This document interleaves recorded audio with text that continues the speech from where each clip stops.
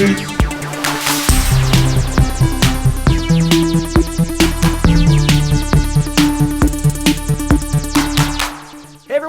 to GameFace episode 188, the world's most informative gaming podcast. I'm Shane Satterfield. I'm Matt Kyle. We're here to celebrate Halloween with y'all, just a couple days away. I wore the orange shirt. You did, absolutely. Hopefully you guys have checked out the Sifted Countdown for the top 10 most repulsive moments in gaming. Have you checked that out yet, Matt? I saw it, but I haven't watched it. Oh, why? Because I'm busy. Oh, because you're busy. Not because you're squeamish or anything like that? No, you know that by now. I don't care. But, no, I didn't. I just did not. I've not been in a place where I remember, that thing where I could watch something with sound, basically. I will say this. It's not for the squeamish. If you haven't watched it yet, I assume there's eyeball stuff. There is. Yeah. There's. That's the image. So we tried to stay. A lot of lists have been done with the craziest goring games, blah blah blah. We tried to stay away from the entries that have been on all those lists because a lot of them have been reused over and over. But that is one that fit our list perfectly, and it is in there, and that's why we use the thumbnail. But anyway, check it out. Not for the faint of heart. Definitely for 17 plus. It's going on YouTube here in the next day or two. It's going to be censored. I had to do a lot of work to the YouTube version for that. But it is going up here in the next day or so. So if you're watching this on YouTube, GameFace on YouTube, go back and check our channel and you can see that list there. But anyway, hopefully you guys are excited for Halloween. Are you doing anything for Halloween, Matt?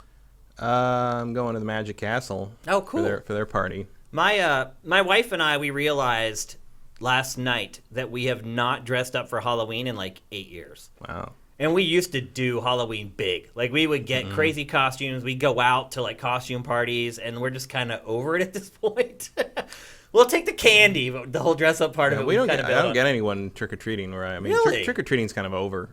I'm surprised because people are so afraid of razor blades and apples, or just in general. I mean, they interacting with other human beings. That's more of it. They do more trunk or treat, where everybody parks their cars, or the parents of a school or whatever, or that sucks because to me, being a kid, trick or treating was amazing. The funny thing, so I saw a thing, a whole historical rundown of American basically Halloween traditions. Do you know when trick or treating basically started? No, the 50s. Really? The modern, Halloween is basically barely 100 years old, the way we think of it. Because back in the 10s and 20s, the adults would go to parties and the children would be let loose to do whatever. And if you there's someone on Twitter was showing there's a postcard for Happy Halloween, and it just shows two kids in normal clothing for the time stealing someone's front gate. That's just. And I'll say this. When I was younger and I'd go out for Halloween, once I had gotten past the 8 to 10-year-old phase, we would go out and we'd cause trouble. We'd toilet paper trees. We'd soap people's car windows. We'd throw some eggs. Well, that's that's full why admission here. That's why trick or treating became a thing, is because the parents would dress them up in outfits and organize festivals to try to get them distracted. Yeah. And the trick or treat thing was the idea was if you can give them candy, they won't do the mischief. But you include the trick part, because if they don't give you candy, you can do something tricky. Right. But interesting. Otherwise, it shut the kids down from doing stealing your front gate and things like that. Wow. That is why if you watch stealing your front gate. I mean, it's literally they're just walking away with a gate. There's no subtlety to it at all. It's a great postcard. Yeah. But that's why in To Kill a Mockingbird, which takes place in the 30s, there's a costume party being organized for Halloween, and it's not quite what we think of as that. Scout goes as a big ham, literally a ham, because that bone in or bone out. Bone in, I think. I think she is the bone through the middle of the ham. But depends on the production design, really. But that was an early thing, trying to organize things to keep kids basically off the street and from stealing your shit. Didn't work. Not on my group of friends. That's where that all came from, and then that ties into a much more weirder thing of how costumes, how the costumes came. Because remember when we were kids, and all the Halloween costumes were plastic outfits with a shitty mask. Plastic sheath. That all comes from a specific company called Ben Cooper, which made those costumes. Not Silver Shamrock? No. I don't want to get that Halloween, Halloween. I get it. I almost slid that into our countdown. Actually, that theme song. That's a good. That's. But then I knew tradition. they would throw up a copyright strike for sure. But they had all those things like and then like we had those in the 70s because that was for some reason acceptable. I mean, you get a Darth Vader outfit, just was the mask and a big apron that said Darth Vader on it. It was like, okay, we know. Dude. I had a Boba Fett one. And they went out of business. Because of the panic over the razor blades and trick or treat, like there was a whole thing, and they got bought by another company that did like deluxe fabric costumes. And in the 90s, but they had no licenses. But when they bought Ben Cooper, they got those licenses, so then they could start making deluxe Darth Vader costumes, and that's where that all started. Was in the 90s. So that's why when we were kids, it was acceptable to have like these shitty plastic costumes that probably your face would sweat. Oh yeah, because you breathe, and there was just that little slit to breathe through. So your breath would just fill up the inside, and it would just sweat your face. Like it would just start to drip after. Yeah, it was the bottom of the mask. It was great. My mom made me like My mom was a crafty person. She made me fabric costumes. She made like a full bodysuit fabric like bat costume, and a werewolf costume. Werewolf costume was great because it was super soft, so all the girls wanted to hug me. Ah, nice. You learn a lot more. You learn about a lot more than just video games here on GameFace. But anyway, if you're gonna be a werewolf, be a soft werewolf. Yeah. Anyway, Halloween's almost here. Everyone have a fun and safe Halloween. A lot of you guys are way younger than me, and I'm sure you guys still do Halloween the way I used to. Yeah, well, go out drinking and dancing and having some fun with your friends. So hopefully you guys do that, but you keep it safe and you keep it cool. Mm-hmm. Let's see, folks who are listening on, I guess I got to get this right now. It's Apple Podcasts. It's not iTunes. If you're listening on Apple Podcasts, you're listening on Google Play. The iTunes conglomerate was broken up. Yeah, it's so weird. But it's like, thank you for making me go to 4 different apps now for the audio thing I want to do. Yeah. But anyway, thank you if you're listening on any of those services. Please consider pledging on Patreon at patreon.com/sifted. Our business, our content is supported 100% by Patreon. Without it, we will not survive. So if you enjoy watching the podcast... YouTube sure isn't helping. No, it definitely doesn't help. We're going to get to that a little later about what's going on over at YouTube. But anyway... Thanks for everybody for tuning in. Everyone who's live on the stream. We have a ton of people who already subscribe via Twitch Prime today. I want to scroll up and take a look at those. Already so many people in the chat. So much chat going on already. Talika 1981, 27 months. Erebus Jones, 16 months. Who else do we got here? I think those are from last week. Yeah, those were from last week. How come it keeps... chat from last week, but it doesn't keep chat from like an hour ago? I don't know. It like cuts it off after a while. Like it doesn't want to cache it, I guess. I really have no idea. Axel F 1986, thank you. Mr. 6T, thank you. The one Geo, thank you. Veritas, thank you. All these people subscribed via Twitch Prime before the show even kicked off today. Again, if you're listening on Apple Podcasts or Google Play, you can give us a free $2.50 a month just by linking your Amazon Prime and Twitch accounts and then subscribing to our channel at twitch.tv/siftedgames. All right, with that, I think that's enough housekeeping. Let's get on with the show. We're going to kick things off with The Outer Worlds, Obsidian's last multi-platform game. Maybe. For the foreseeable future. Maybe. I don't know if Microsoft's even necessarily going to enforce that kind of thing. You think it would let Obsidian make games for PlayStation 5? I think if you have Game Pass. Yeah. I mean, you might be able to play it in some form on, like, Switch 2. Yeah. Like, I feel like Microsoft's games are going to go with the ecosystem.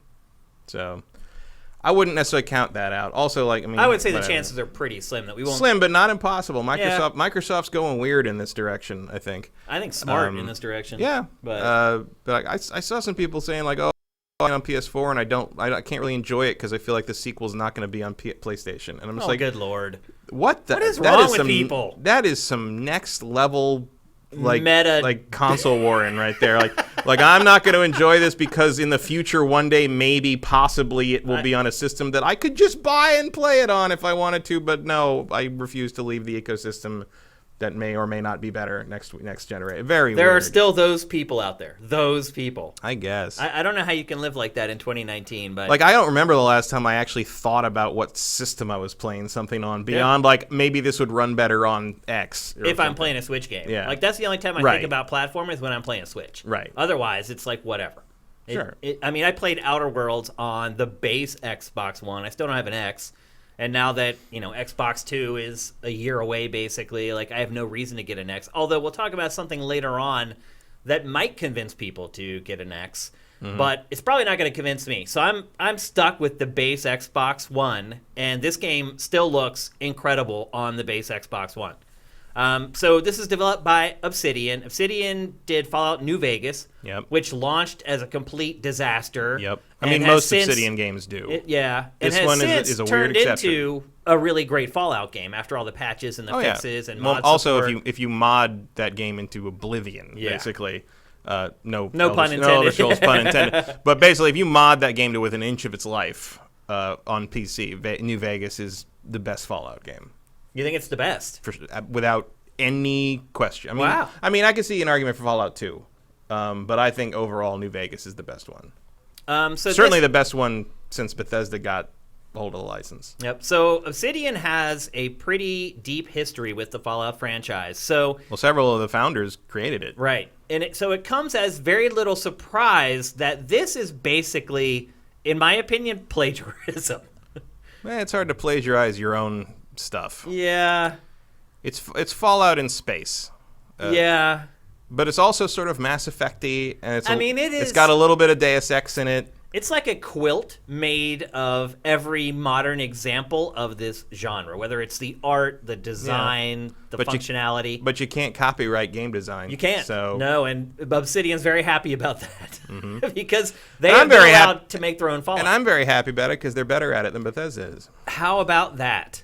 How about that? Well, look what happens when you take this game design and gameplay formula out of that shitty Gamebryo thing, or whatever they call Bethesda calls their big kludged together mess. Yeah. It's so much like characters have facial expressions and they go around and do things like I mean, part of it's just the novelty of playing this kind of game without all the weird bugs and quirks that are just endemic to Bethesda's engine. Have you had any bugs playing this? I've had one bug. I've had none. The one bug was at one point in the first area, if I got too close to a particular river, the sound effects would go away. Oh, really? So I saved it and quit the game and reloaded it and it was fine. Okay. That's the only bug I've run into. I've had no problems whatsoever. And I think one time I walked into a house and a guy was halfway through through the table. Like, that was it.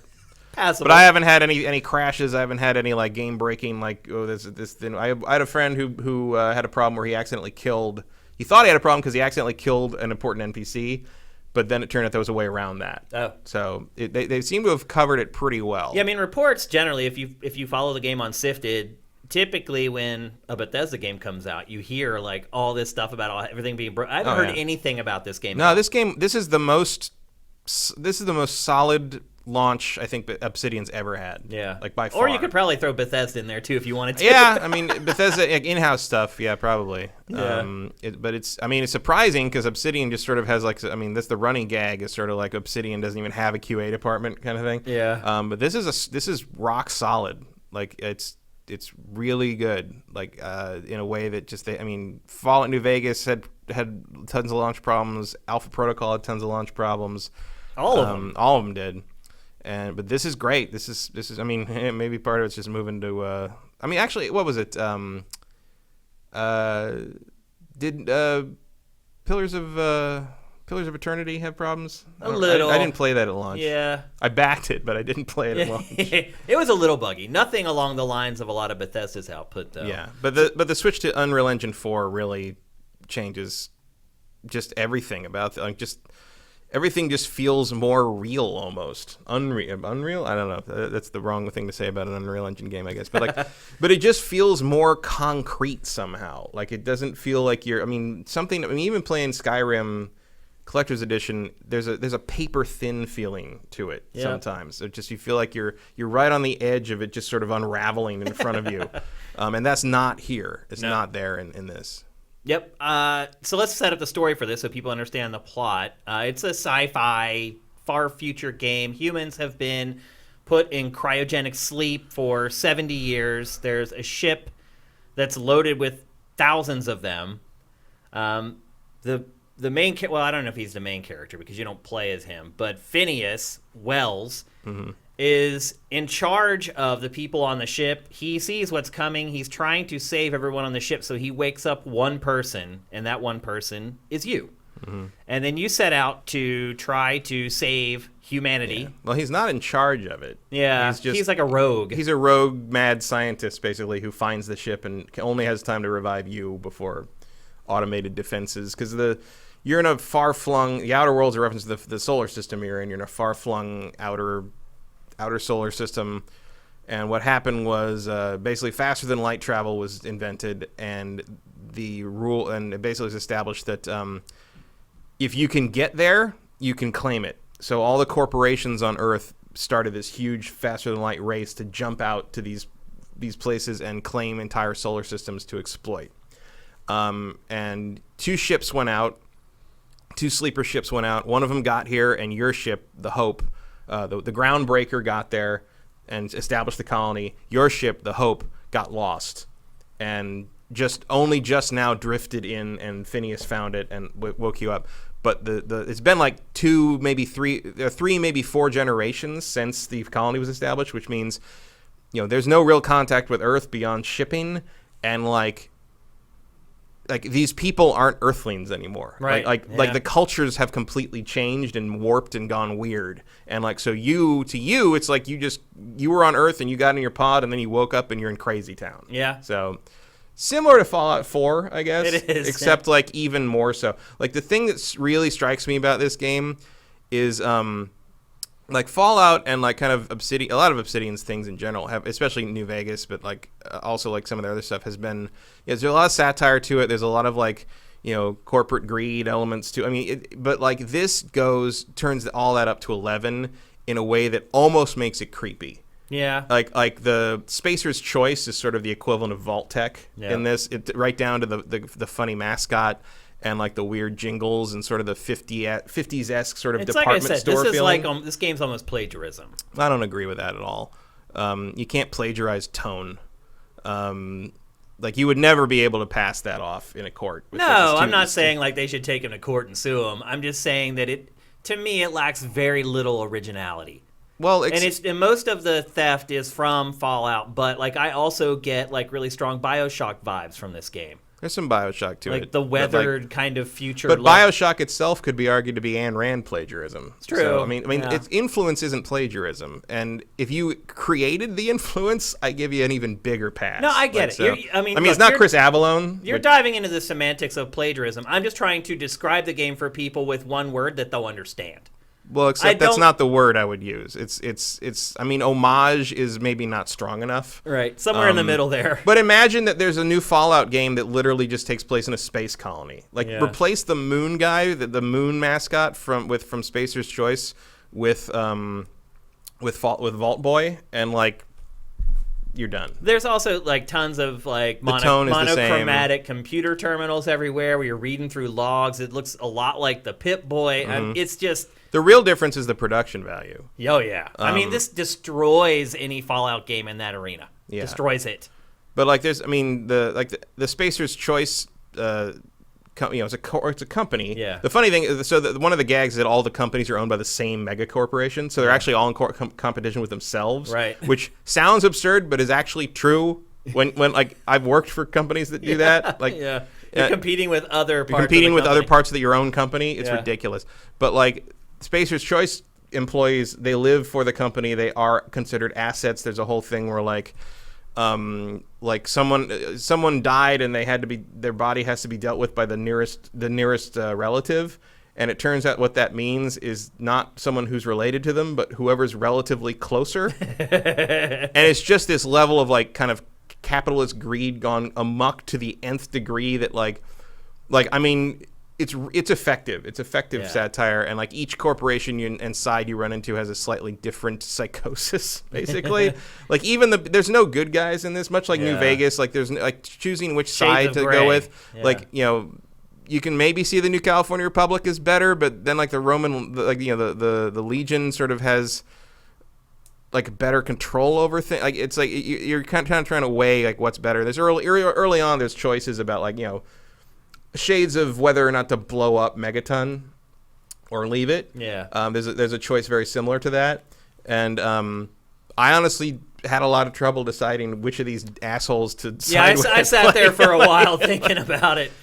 And I poked around to see if there was a way to do both, but there isn't. Like they don't let you off the hook for that stuff in this game. So it's but I mean, it even has like its own VAT system, so you can slow down combat, which is I think better than VATs. Yeah, because it's more functional. Because you can aim. Yeah. Like, it's not percentage based. And it actually matters. Like, your aim actually matters. Yeah, like, it makes a lot more sense for what is basically an action RPG. Like, and there's nuance to it, too. Like, if you enact it and you don't move, it lasts a lot longer. Yeah. If you enact it and move, it only lasts Moving and shooting, drains huge chunks. So there's things to consider while you're using it. And you can get specific, wherever you shoot an enemy, like, that you'll get special...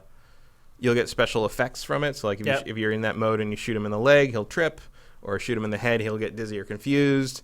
So there's a lot of advantage to using it, and it feels much more immediate and much more under your control than VATS does. Well, I'll say this: I use it a lot. I didn't even in Fallout 4. I'd hardly use VATS at all because you just didn't need to. Like, some of the tougher enemies, I would, but. For the most part, it wasn't a requirement. Which was a change from 3, because I think almost 90% of my battles I used VATS in 3. Too. But in 4, it was just better to just shoot people. Yeah. And in this, I use it constantly. Yeah. You kind of have to. You have to. The enemies move much faster and more unpredictably in this. Yep. And also... There's no aim assist in this game either. No, there isn't. And also there's...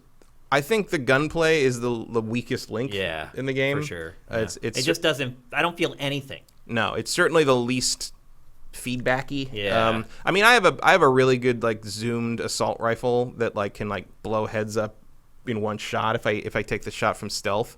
But and I'm happy. I'm happy with my loadout. But for a while, I didn't care what I was like, well, whatever. As long as it fits my skill set, I'm going to use it.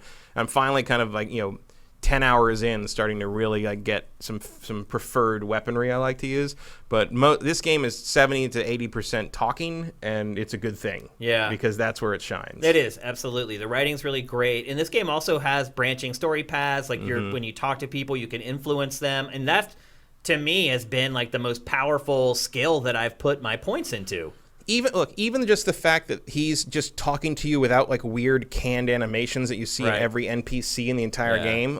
There's more dynamism in 5 minutes of this game than 80 hours of Fallout 4. Yeah, it's such a the world is just difference. More compelling. It's not as bleak. It's just more inviting. I'd say it's more bleak. Well, culturally, perspective, but depending on a perspective. Yeah. But it's colorful and it's attractive and it's you want to see what's over there and you want to go look at things and you want to see what the next planet is and there's a sense of discovery that Fallout 4 just lost completely. Yep. I don't know. I don't even know why that happened, but I felt that playing Fallout 4. I'm like, I don't care what's over the next hill. Yeah. Well, when I am trudging through a Fallout game, there are times where I come back to it and I'm like, I don't want to play it right now. Mm-hmm.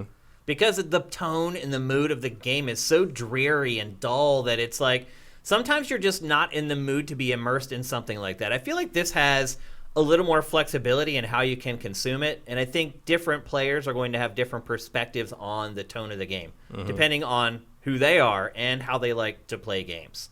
One thing I think we should bring up, though, I think a lot of people assume when you look at a big action RPG like this that it's just going to be open world in 2019. This is not an open world game. It's built more like God of War. Yeah, it's large spaces. Yeah, so the worlds are big, but they're not. They have to load. You'll get to a point and things will load in, and then the world's there, and then you can venture on. But it's not just this big, gigantic, breathing world. It's more manageable chunks, and I like that. I think that was smart. I could see them going much bigger in a sequel. But I think kind of having this game be a little more streamlined in that way is very beneficial to it. Yeah. I mean, it might just be because I'm coming off a break point, but I do not miss having a giant wilderness map to trudge through again. But I mean, on the flip side, now you don't have towers to synchronize the world. Completely fine with that. A lot of the annoyances that have kind of cropped up in open world games aren't really in there. So it's kind of a good middle ground between linear games and open world games. It feels a little throwbacky, but in a good way. Yeah. It also lets them handcraft a little more. That's why I said the main Mass Effect thing the main way it reminds me of Mass Effect is that when you go on these missions they send you to these very, very crafted locations, and these are bigger than anything in Mass Effect, but it's similar.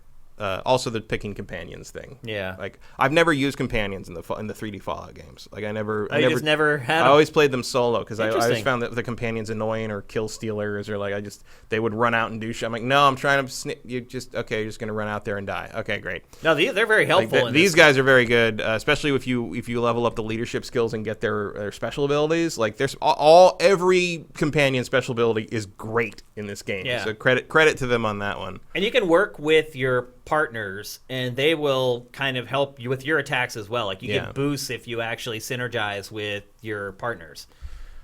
And they're not annoying. Like they're not constantly jabbering on and on about inane crap. Like they only talk when it matters. Yeah, they contribute, but it's all intentional. It's not just mindless. Yep. It's really good. And some of Parvati is your first companion, who's voiced by Ashley Birch, who does. I didn't even realize that was her. Yeah, who does her usual phenomenal acting job. Yeah, she is really good. She's exceptional. It's crazy. I knew her for so long before she ever voiced anything. She has 2 great games out this week. This and AfterParty. Yeah, it's insane. Like she's just getting work, and she's great. I mean, I understand why she gets so much work, but we did Hey Ash, What You Playing on game trailers for 10 years, and that's all she did.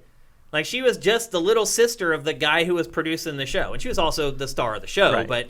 But she wasn't really into that side of it. Like she was just this girl who was in the show, and then we dealt with her brother who actually produced the show, and he would pitch us the ideas, and we'd say, well, we think this, we think that, and then he would go back and produce it with her as the host, never dreaming that she was going to become what she is now. It's really awesome to see. Couldn't happen to a nicer person. She's awesome. In fact, her brother is awesome too. Like they should still do Hey Ash. That show was freaking great. I don't know. She's very busy. Yeah, I guess now she's like, why would I do some corny web show like after I'm so successful? There are a couple issues that I do have with this game. Like there are a couple hangovers from old Obsidian games that I'm not a fan of, and it's not that it was a mistake or not a mistake. They're just things that I don't like. Encumbrance. Yeah, I don't like encumbrance in any game, really. I just don't see the point. I don't either. In 2019, if you are going to put rare. If you are going to put it in a game, like make that real high. Make it so I can't carry 1,000 guns, maybe. Right, yeah. But like if it's going to crash your game, I get it. I mean, I'm tired of it in Borderlands, let alone this. Yeah. And I dealt with, you can break down anything in your inventory whenever you want. There's also a perk that you can get if later on, if you put points into the right categories, where you can fast travel if you're over encumbered.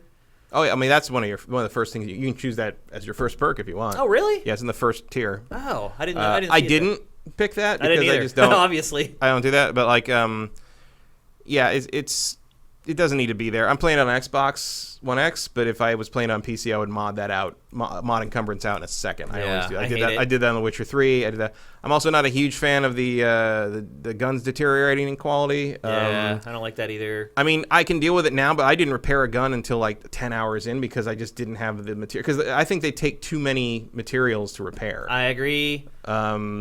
The other thing I have a problem with... It's all little things like that. It is. They're not major things. Another thing I dislike is how they handle fall damage. Like, the fall damage in this game is insane. Like, you fall off a 4-foot boulder, you lose health. It's what the hell? I can jump down off this no problem. And coming off of, something like it feels so much like Fallout and Skyrim. I mean, it feels so much like Fallout and Skyrim that I keep pressing Y to jump. That's how much it feels like. Yeah. But, you're used to falling a certain distance in those games, and this is half the distance before you get hurt. The other thing that I don't like is you can have flaws, and the flaws are an Obsidian RPG standard, where you get a bonus, but you also get a disadvantage, and you have to decide whether it's it's worth a trade-off. So in this game, if a certain bad thing happens to you often enough, you can get a flaw. So the two that they've offered me have been I fell off stuff too much, so they gave me a potential fear of heights, and I guess I was shot up by robots a lot because they wanted to make me robophobic. Huh. But the thing is, the thing you get for both of those, what you got as a bonus was you get another perk point to assign. But the downside was I lost I got negative stats bonus, -1 in 3 different stats. Anytime I was near a high thing, or anytime I was near a robot, Like anytime I'm near a robot, I lose stats. Like that What? basically means like you're never at full stats because there's robots everywhere. So you never have to take the flaws. You can just decline them. But like the problem I've declined both of them because a perk point is not worth having that happen to the character all the time. Like it's like the rewards for the flaws are completely out of balance. Well, you're also getting perk points pretty regularly. Yeah. It's every 2 levels or something. Like even levels you get them. So every 2 levels you get them. The way you upgrade in this is a little different. They're kind of split into categories, and then you just choose the upgrade the category, and it actually upgrades like several things underneath the category, which is kind of cool. Yeah, until you get to 50. Yeah. So once you get to 50, so all the things under the category will become, once they hit 50, then you have to add points specifically into each one. Right. So you have to specialize basically. But it works real well. Once you get up to 50, you are fully competent in that. I mean, anything else beyond that is just you want to be specialized or super great. Yep. So I certainly feel like the leveling system is it works. I've never felt like I was lacking anything, even in the stuff I was only sort of good at. And I'm building my character out has turned out pretty much exactly the way I was hoping it would, and it all worked out. I'm happy with pretty much everything, but like you said, the little things like the encumbrance. I just hate weapon degradation and everything. Me too. Like I don't see the point. I don't get why it's such a thing. I mean, I don't see what I'm supposed to get out of it. I don't either. Especially because it's like, oh, well, adds realism to like, because everything would degrade. Oh, yeah, but like I can also just steal shit from behind people's backs and they don't notice it's gone, or like. And I can still sell stolen goods back to the people I stole them from, and they don't know. Like if you're like, why are like there's elements of like quote unquote gameplay realism that are in the old Fallouts that are not in this. That I'm like, well, if you skip that, which I also find annoying for the most part. I'm glad they're not in this. Yeah. But like, why can't I also, I don't expect to jump 40 feet in the air and not get hurt, but like off like a railing, like yeah. I mean, it sounds like you broke your leg when that. I mean. 2/3 of your health gone, and just like your character's just like it's like okay, dude, easy. And then all your fucking companions jump off behind you and get hurt too. Yeah, they get hurt too. Yeah. I have a couple other slight issues. You talked about the shooting earlier. I'm not a fan of how the shooting feels in this game. The shooting is something that I kind of adjusted to more than I got used to it after a while. It's also weird playing a console shooter that has no aim assist at all. Like, there are games that do it subtly, and then there are games like Call of Duty where it's like you could have your reticle like 10 feet away and it snaps onto the enemy. This has none of it, and it definitely takes a while because the other part of it, too, is that the terrain is very uneven. There's no flat ground in this, not a lot of it. And it does make it a little more challenging to shoot. You do want to stand still, usually, when you're shooting. Yeah, it makes it tough to aim, I think. But you do, after a while, you kind of get used to it. You're like, oh, wait, I have to do all the aiming in this. I can't just count on the auto-aim kind of snapping to enemies. Dying. How do you feel about how they handle death? Because when you die, they basically... I haven't died. Oh, you haven't died? No. So... That leads me to another thing I want to talk about, too, is the way it gives you new weapons. So if you die in this game, it seems inconsistent about what it does. Like, I died one time. It took me back to the place where just before I had loaded up the next area. Instead of putting me into the area I loaded into, I had to go to that door and then load into it and sit there and wait for it to load and load and load before I could start again. That interesting. That is Obsidian style. It's weird. It's funny because that's right on my mind now because of playing Planescape and Baldur's Gate. Like that's where they autosave those too. It's before you leave the previous area. That always was where the autosave happened. Interesting. I thought that was a little. I don't know why that is, but I certainly don't know why you'd continue that here.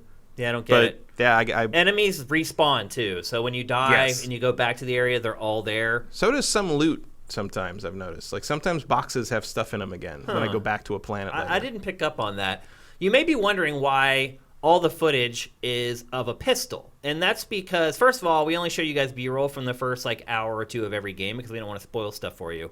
But the other part is that this game just didn't give me weapons. Like, I ended up having to use this pistol, and the reason I died was when I warped into that new area, the enemies had jumped up a couple levels, and I literally had to use 3 full clips to kill an enemy. And so I died, and I'm like, what's going on here? This weapon is not getting the job done. So I went back and stole a weapon out of an area right before I had come into that town. There was a little outbuilding there. I went in there, I found a weapon, I stole it against my better judgment, and then the game was a cakewalk. Like literally like 1 or 2 shot every enemy and they just dropped. And since then, to me, the game has been, like you said, you haven't died. The game is pretty easy. Well, it's not that I haven't died because it's too easy. It's because, like, I mean, I did find weapons pretty early on. But I spent a lot of time hiding behind shit. I mean, you wait for your thing to, your health to regenerate, and also, I do find that you get tons of health, the adreno things. Like, I've never been short on those. Yeah, that was before At one point, I actually had to dump a bunch of them into storage because I was carrying so many. I was carrying like 20 pounds of adrenos running around. This was before I had developed the muscle memory to just keep hitting like the health every time I took some damage. But like, I mean, I can get through like but there, so I just went to I think the fourth planet I've been to, Monarch, if you want to count an asteroid as a separate planet. But I got to Monarch, and like all of a sudden they're hard again. Like they do. I don't think they level match you, but I do think like each location has a specific like kind of difficulty level or danger level, which is not made explicit other than everybody's warning you don't go to Monarch because there's monsters there. Right. But that also might be like propaganda, like you don't know yet. Yeah. Like even when you go to Monarch, you can pick the 2 places to land, and one place to land basically is this giant warning, scary and dangerous thing, and I'm just like, here we go. It's like, but like you, after the first hour, I have not died, and I've basically had like 0 resistance. I mean, it's not like unusual to me for like I don't die in Bethesda games much either. Like I think Fallout 4 I died a lot because Fallout 4 was much more willing to sort of like, I'm just like going through this area and going through this area. It's like Deathclaw. So like Fallout 4 seemed to expect me to have my power armor with me at all times or something. But it's about on par. I mean, I'm playing on normal.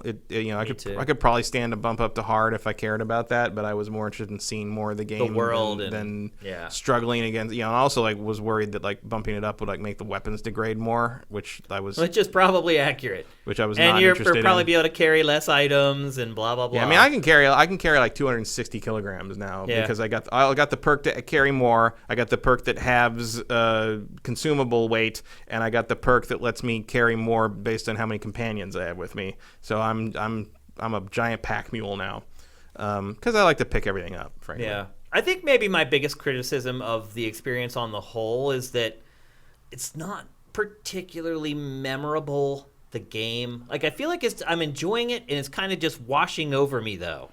Well, we have done it before in some ways. I will say this: the characters are not washing. Like some of the characters are very good. Later companions seem to be a little more less to them. Yeah. Like Parvati is one of the best written characters of the year. Her whole side quest thing is really fascinating. Yeah. She gives you more insight into the world than anyone else. But she's also an unusual character in that like her romance side plot is unlike almost anything I've ever seen in a game before. Yeah. So well done there. I really like the Vicar, who is his story is interesting because he's more like he's a man of whatever passes for religion in this weird ass new culture they have here. In which that's where the BioShock vibes, other than the art style, that's also where the BioShock vibes kind of come in. I mean, you're basically worshiping. I mean, it's also like BioShock didn't invent that. Like that's a standard dystopian. Yeah, I know. Trait. But I mean, like it looks like BioShock.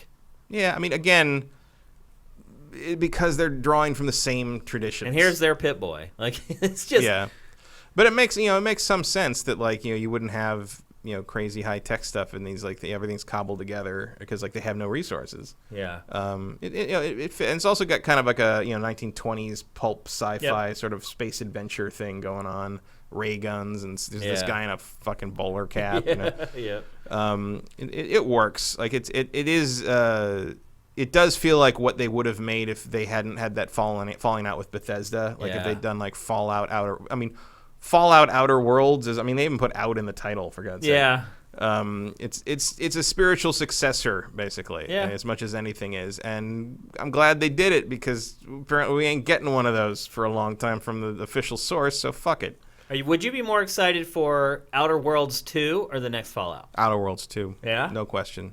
I mean, also, you give me my own spaceship, you're already ahead of the game. Yeah, that's gonna. But also because especially after this, I trust these guys. Yeah. I don't know what the hell Bethesda's gonna give us. I mean, you gotta wonder. We're getting to that later in the show, but yeah. like, I mean, Bethesda's lost some of its cachet to me. Also, they just made Fallout 76, so why should I trust another Fallout game just yet? You also got to wonder, too, what happens with the sequel when Obsidian works with Microsoft for the whole time on a game, and it has access to all the libraries and all the resources that Microsoft can give its first-party teams. Like, I mean, my guess would be it's on Xbox and PC Game Pass. Yeah. And I'm just saying the quality of the game, how much better. Once they start being able to use Microsoft's testing teams and just all those resources that Microsoft can give Obsidian, maybe it could bump up the quality of its games pretty significantly. I would definitely expect to see like Outer Worlds 2 be much more full open worldy. So I mean, maybe with like areas like maybe still the same kind of format, but probably like areas maybe the size of like Mass Effect Andromeda or Dragon Age Inquisition, except with actual content in them. So would you recommend people buy this full price? Absolutely. Well, no, I would recommend you do the Game Pass deal and get it for like $1. I mean, you got to think about if you were smart, you played Gears 5 and the Outer Worlds for $2. Yeah. It's awesome. It really is. Yeah, I mean, if you get the Game Pass deal and play it that way, I mean, that's definitely the smart way to do it. Yeah, but would if you missed that, would you pay $60 for this? Yes, without question. Yeah, if you like this kind of game, yes.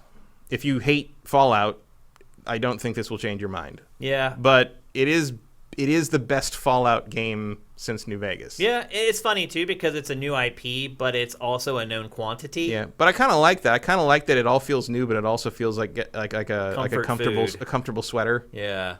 But like it's really cool. Like it's almost like. Is it a Game of the Year contender, Matt? I don't know. I have to get through it first. Depending, because like you say, it's not the story isn't like amazing, but like it depends where they go with it. You know. Yeah, and it could be different for different players as well. Yeah, so. and like also my thing is, I mean, I could see myself playing it again one day. Like I would go through this again, like in a couple years maybe, and play it like a take some different choices. Play as a different character. You know, play as a bigger jerk, basically. Also, I mean, there is a little. There's a little less shine on. Also, that moon. So the Moonhead thing, you can actually buy that.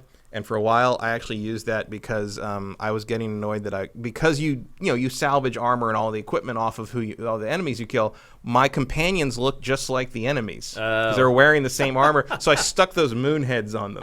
So I could tell. Would it make it easier for the enemy to shoot him in the head? No. It's still the same thing. Well, actually, that brings up a point. Also, I don't care if my companions die because they just get up at the end of the fight. Yeah. But it was just like a way for me to be like, okay, I don't need to worry about you. I can just look over here. That brings up something else I wanted to mention about combat before we move on.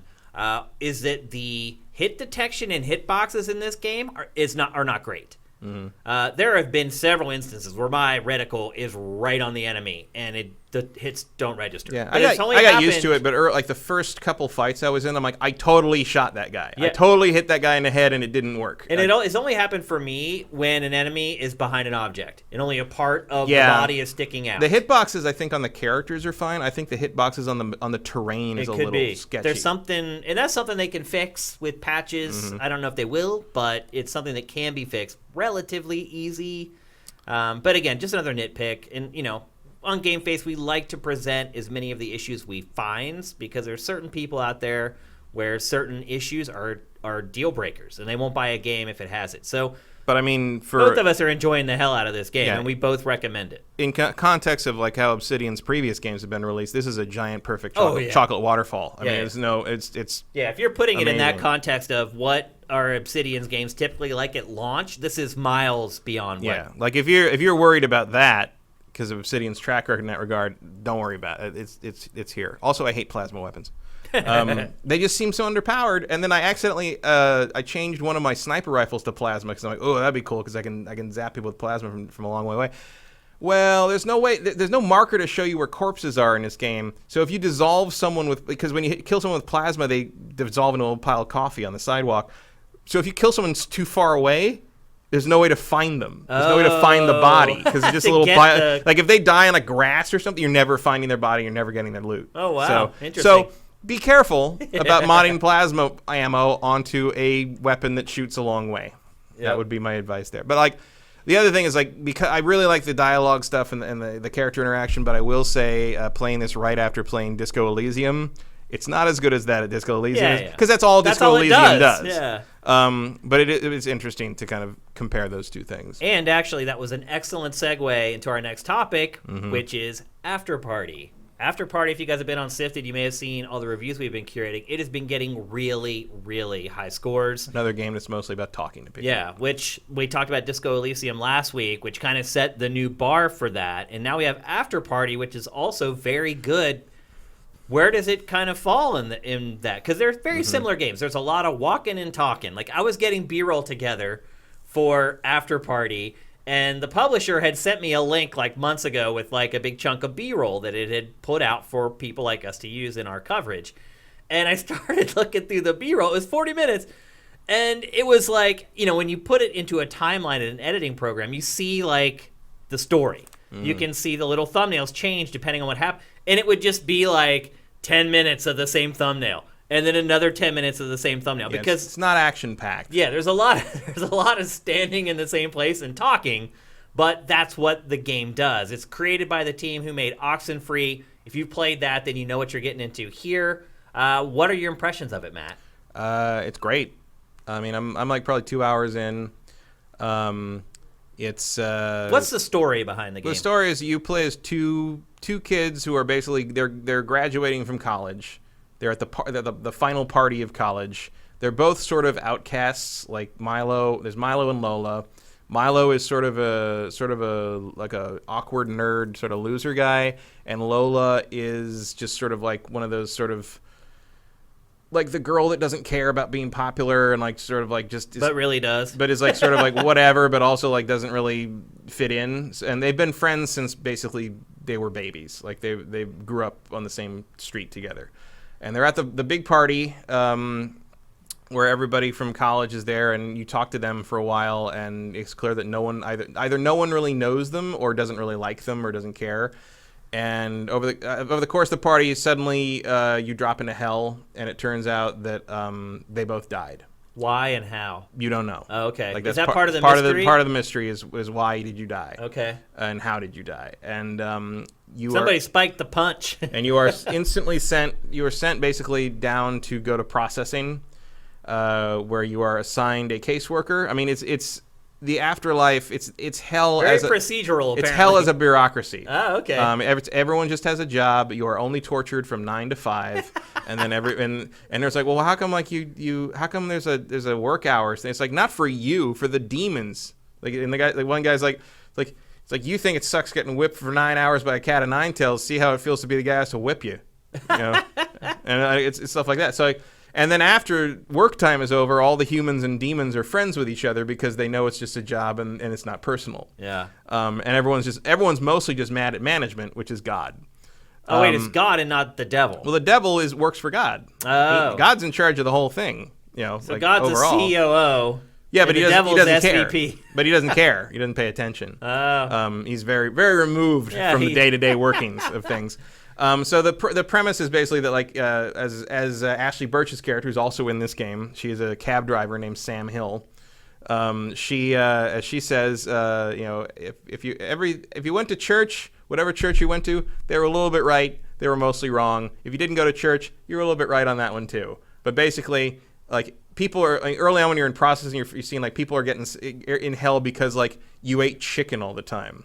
Or, so you can go there for like anything. Anything, like absolutely. You ate eggs, like it's like basically it's like one of the gags in it is that, like, no matter how environmentally vegan, like conscientiously friendly you were, it wasn't enough. Oh, like so basically everyone's in hell. Okay, yeah. Like there's like things about, oh, I think that person went or that person went to. It's like, yeah, but like that, like basically the vast majority of human beings end up in hell.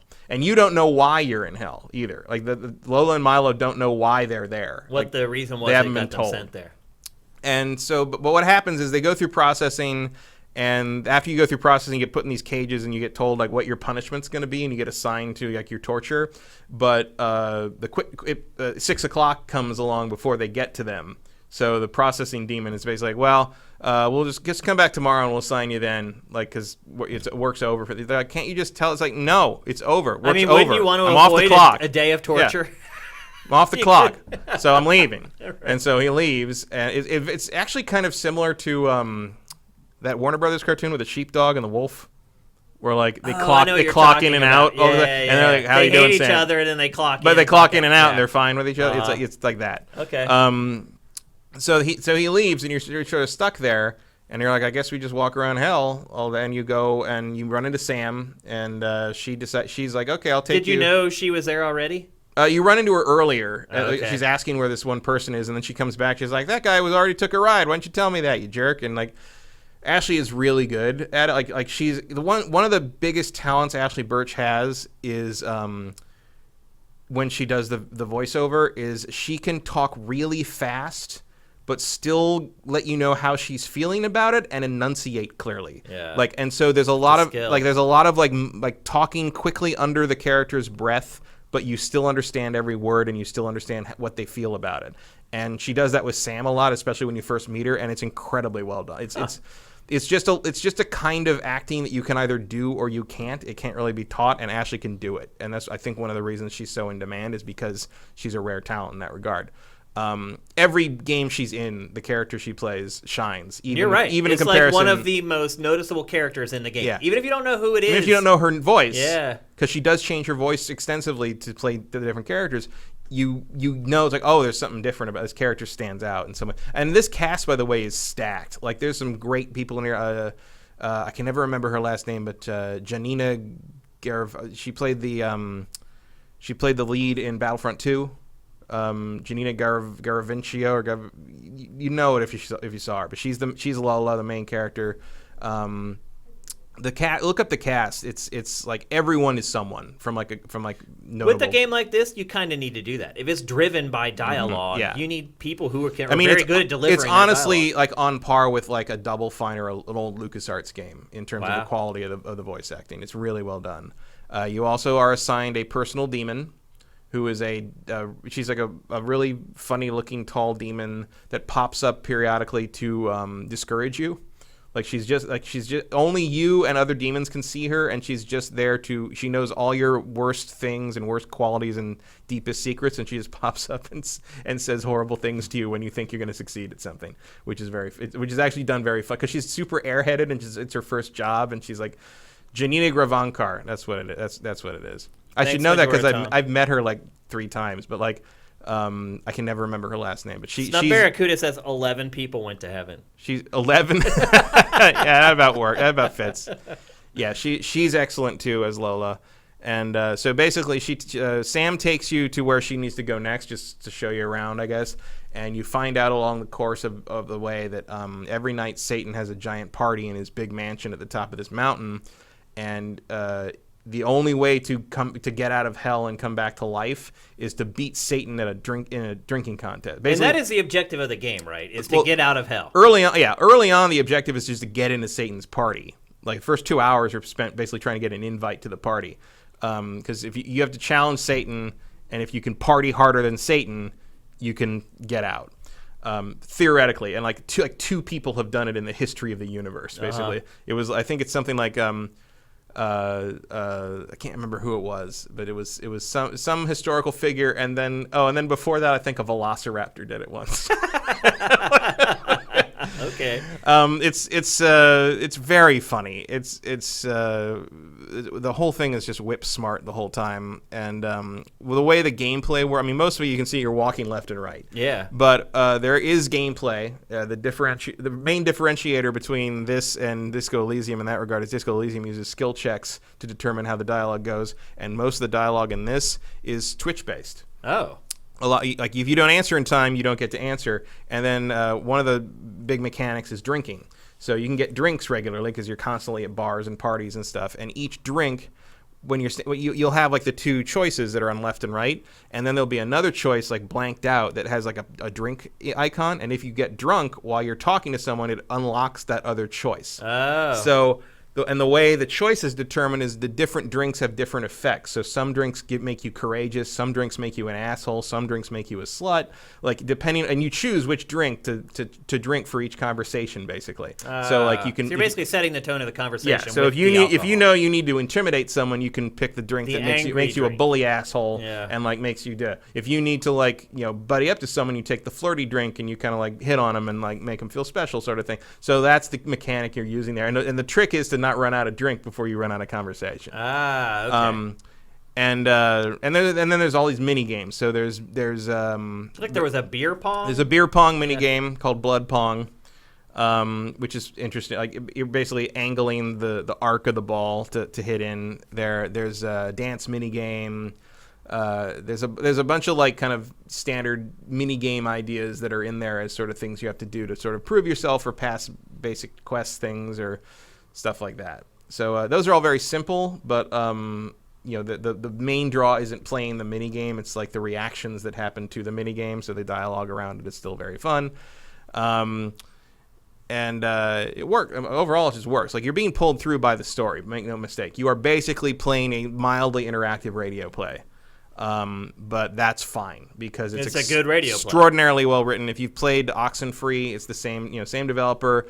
It's just as good, if not better, in terms of writing as Oxenfree. They have it's much bigger. There's a lot more to it. It's not as horror driven. It's much funnier. There is a moment that made me laugh out loud harder than anything in probably the last 10 years of playing video games. Wow. Like I had to pause the game and finish laughing at it. Huh. I don't know if anyone else will laugh at it because it's very specific to my kind of humor, and it was also mostly the delivery. It just killed me. Like it's and a lot of it's laugh out loud funny, but that one just like caught me. Literally laugh out loud funny. Yeah. So how much is this game? I want to say, it's on Game Pass. Oh, okay. So you can also play this for $2. Wow. On PlayStation 4, I think it's 20, but I think it was 15 with a PlayStation Plus discount. That might have been only for pre-order. I don't know. Yeah. So it's 15 or 20 or Game Pass. Is it on every platform? Is it on Switch? I don't think so. Switch is always the wild card. I think it's just PS4, Xbox, and PC. Yeah, I'm guessing it will eventually come to Switch as well. And I'm guessing it's already in development for Switch. I would think. I mean, there's no reason Switch couldn't do this. Oh, for sure. But plus, indie games have been selling so well on the platform that you'd be stupid not to create a Switch version at this point. But it is it's very funny, and it's charming and visually interesting. Like not visually interesting for B-roll, but like the art direction for Hell, like with the neon signs. Yeah, I love the art. It's really fun, and the the nightlife of Hell is entertaining, and like each bar has a different theme. It's like Golden Guy in Tokyo. Yeah, and so to get to Satan's house the first time, you have to go up the mountain because the line to get into Satan's party is about I think it's like a couple hundred years long. Like the people in line are talking about how when they were when they got in line, they're like, how long have we been here? It's like, how long have we been in line, or how long have we been standing in this particular spot? And the one guy says, well, in this particular spot, we've been in this particular spot for 11 days, but when we got in line, I don't know how long it was. Like, and he says, I think it says something. It's a reference to the 80s. So they've been in line since the 80s. Jeez. So you walk all the way up the mountain past this entire line to get to the door, and going up, like, I don't know if there's two duplicated people in line. Really? Like, it's there's attention to detail. So much attention to detail, and how much it's very funny, and just unexpected voices with certain like the big hulking demon that checks you in for processing has this like chirpy, like, she sounds like the secretary from Ferris Bueller. Oh, geez. Like, it's like voices you don't expect coming out of like monsters and stuff. It's very fun. It's very well done. So this Disco Elysium. It's very hard to say. There's a lot of people are going to have to decide. It's very hard to say. I mean, Disco Elysium's twice the price, and it could be argued that it's twice the game. It's a different kind of humor. Like, this is dark humor, but it's also sort of like kind of a. It looks like a fun game. It's fun. It's a smarter sort of like wink wink. It's a kind of a Good Omens-ish sort of tone, whereas Disco Elysium is pitch black. I mean, Disco Elysium's like if David Fincher made a comedy. Right. It's like, I don't know like how to. Disco Elysium's like nothing else. Pick. I mean, for value for the money, I'd probably pick Disco Elysium, but if you don't have a PC, you're probably playing this because there's no Disco Elysium. A lot of it may depend on platform then ultimately. This is just more fun. It's a lighter, kind of funnier thing. It put me in a good mood, whereas Disco Elysium made me think about the inevitable hopelessness and heat death of the universe kind of thing. It's just a very different thing, and like you get very different feels out of it, and just in terms of how you play, because you're so wrapped up in the inner life of the character in Disco Elysium, whereas this is all about snappy dialogue back and forth. Okay. So it's just sort of what you prefer. To some degree, whichever art style catches your eye the best is probably a pretty good indicator of which one you're going to like more. Okay. Because the tone and the humor definitely reflects the art style in both of them. All right. There you go. AfterParty available for everything but Switch. Is it on mobile? I don't think so. It might be. I don't pay attention to what's on mobile, so I wouldn't know. Most people It is. don't. I don't think it's on Steam, though. I do think it's only Epic right now. Oh, okay. If that's for some reason a problem for you. Yep. All right, let's move on. We're going to talk next about some delays. Usually a big game gets delayed, and it's the only game for that week. Just recently we had Doom Eternal delayed into next year, and that was the only delay from that week. This past week we had one morning where 4 gigantic games were all delayed at once. The biggest of which undoubtedly is The Last of Us Part 2. It was scheduled for February 20th, I believe, and now it has been moved to May 29th. Naughty Dog put out a statement about it. It basically just said, look, we didn't have enough time to polish the game, and we're going to take this time to polish it up. Does this shock you at all? After we just got the February 20th date 3 or 4 Pretty weeks recently. ago. Yeah. I mean, it doesn't shock me. I didn't expect it. Usually when Naughty Dog sets a date, but at the same time, same thing happened on Uncharted 4. Now, Uncharted 4, of course, had more of a troubled development, it sounds like, because of Hennig's departure and all this stuff. Yeah. But you know what? It doesn't really matter. It's going to sell like crazy no matter what. I'd rather they, finish it to the point that they feel that it's ready to go. Obviously, the other game that, I mean, people said it was delayed, but Ghost of Tsushima. They never had a date. It never had a date, so I don't know how that can be a delay. It's more, we actually just got more information, frankly. Right. Yeah, now we actually have kind of a date. Which is, I always thought it was going to be second half of next year. I thought, it's a no-brainer sort of flagship launch game for the new system. Yeah. Let me ask you though, how could a studio as experienced as Naughty Dog give us a date that conceivably it thought long and hard, like 4 years long and hard about, and then just a few weeks later be like, you know what? No, we're not going to hit that date. Not only are we not going to hit that date, we're not going to hit it by 3 months. That seems crazy to me. Seems like development to me. You never know what QA is going to bring Look, back. if it's some new startup, I get it. They've never worked together. They don't know how long it takes for them to get stuff done. They should have done this analysis months ago when they gave the February 20th date. No, that's naive to me, I think. Why? Because you never know what's going to crop up during production on these things. But I get that. Crop up, that's a 30-day delay. This isn't a crop up, Matt. This is a quarter delay. People who have made 20 to 30 movies in their lifetime sometimes have to reshoot for a year. You never know. You never know. There's a big difference between filming a movie and making a video game. A video game has very definable parts that need to be completed, and you've done it for 30 years. But you never know what's going to happen when you have to put those parts together. I get that, but that's not 3 months. It's weird. I mean, there were rumors of delays before they announced that date. When they announced that date, I'm like, I guess those rumors weren't true. But maybe I thought that the rumors were true and that they just had accounted for it, and it was February 20th. I mean, that's still a long ways away. Yeah, but that's exactly where I thought it was going to be once we found out that Death Stranding was this year. Yeah. I mean, you can't release The Last of Us 2 a month after Death Stranding.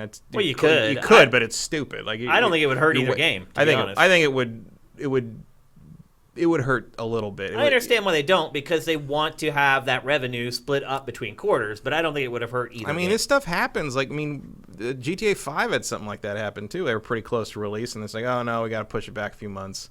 It happens. This is not particularly unusual, I don't think. I mean, it also pushes it closer to the release window of the first game, which came out in June. Do you think it's really coming in May? Probably. I mean, I would not say with 100% certainty it is.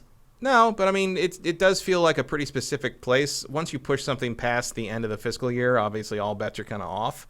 But I do feel like Naughty Dog would want this. It's sliding in just barely under there now with the new date, May 29th. What, 30 days in before the quarter expires, I guess? The quarter expires at March 31st, and then turns over April, May. Yeah. Well, no, it ends at the end of June. Yeah. So it's a month before the end of Q2. That's what I just said. But I mean, obviously you could push it further if you want, but then you're getting into Ghost of Tsushima territory and whatever else we're gonna find out about next year. Which assuming they have another big thing somewhere in the late part of the year, I feel like Naughty Dog probably wants it out in that quarter, like, you know, just to, you know, especially if they're going to be some kind of upgrade for the PS5, it gives you a little bit of space. But do you think it could be delayed until the PlayStation 5 launch? I find that unlikely. I find it unlikely. I'd agree with that, but not completely implausible. It's not impossible, but I would be more surprised if that happened than I was that this happened. Let's put it that way. Yeah, I'd agree with that. Also, let's not forget... It's starting to kind of make sense, though, isn't it? Let's not forget... having that available at launch of PlayStation 5. Hmm? It's starting to kind of make sense, though, to have that available at the as part of the PlayStation 5 launch. Well, it'll be available no matter when it comes out. Right, but I mean, as part of the launch, as all the marketing dollars they're going to put into it. I mean, they're probably going to at least mention it anyway. Yeah, I mean... Because they'll be like, you can play it You can play it on this, and it'll look better. Yeah. I By mean, then, most people will have played it, though. Because people have been waiting for this game for a while. Yeah, but you can play it again. No problem. Yeah, I won't, but some people will. Well, you might. You never know. I never replayed the first one. Yeah, well, the first one wasn't a very good game. Well, maybe this one isn't either. We have no idea. That's true. There's no way to know yet. But I mean, it already looks better. Just oh yeah. I mean, I'm not talking visually. I mean, like the way the gameplay is playing out looks better than sort of the very standard by rote gameplay of the first game. Agreed. Absolutely. Yeah, I just I feel like this is a pretty plausible date. Also, let's not forget who's the good one at predicting when something comes out. That's true. Touche. Absolutely on that one. And then you remember when they first showed this and everyone was just like, oh, it's coming next year. It was like in like 2016 or something. Yeah, because it looks so polished. Like, I think this was actually E3 2018. Was that this demo? When was the guitar? That was demo. 2016, I believe. That's 2016. Yeah, because that was when people were saying, "Oh, it's coming in 2017." I was like, insane. 2019 at the the a pre-rendered trailer. And everybody thought I was crazy. Yeah, but no. Here we are, 2019. As Gabe Newell said, these things take time. They do, absolutely. So not Half-Life 3 time, but right. Time. Yeah. So anyway, that was probably the biggest delay, although not by much, because Ubisoft... Certainly the biggest game that was delayed. But Ubisoft was like, oh, hold my beer. We're going to delay 3. Oh, well, as long as you're talking about delays. Yeah, I mean, that literally happened like 30 minutes after the last Allow us to push our entire upcoming schedule off a cliff. Yeah, I have a feeling that Ubisoft was like, hallelujah. They may not even have had that plan to announce those delays that day. Oh, no, they did, because... That was there was a call, their financial report. Yeah, so how convenient for them that a bigger game was delayed on the same day. But anyway, Ubisoft, just an hour after The Last of Us Part 2 was delayed, it delays Watch Dogs Legion. Yeah, out of the fiscal year, which tanked their stock a little bit. Yeah, as it should. I mean, a bunch of people were saying that it was because, like, Breakpoint didn't sell as well as they thought, or because Ubisoft makes bad games now or something. It's like, no, it's because the investors were expecting a giant influx of revenue from Watch Dogs in March, and now they're not going to get it. That's why the stock dropped. Stocks are so weird. Shareholders don't care how good the games are. They really don't. Promise. They only care about how they sell. But stocks are also crazy because if you actually follow them, it's so silly how they go up or down based on this stupid news. Yeah, well, because it's all imaginary. It is. It's really trippy when you think about it. Because it's like this stupid little story, and all of a sudden the stock goes down. It's like, that didn't really... Is that going to affect this company 5 years from now? It's like... No. Well, no, but it's like, if you think about that too long, you get dangerously close to the realization that, like, all value is imaginary. It is. Yeah. It's like just we operate on this shared hallucination that lets us eat. It's true. It's really messed up. Do you think sleep tight, kids? Yeah, exactly. Don't think about that too much.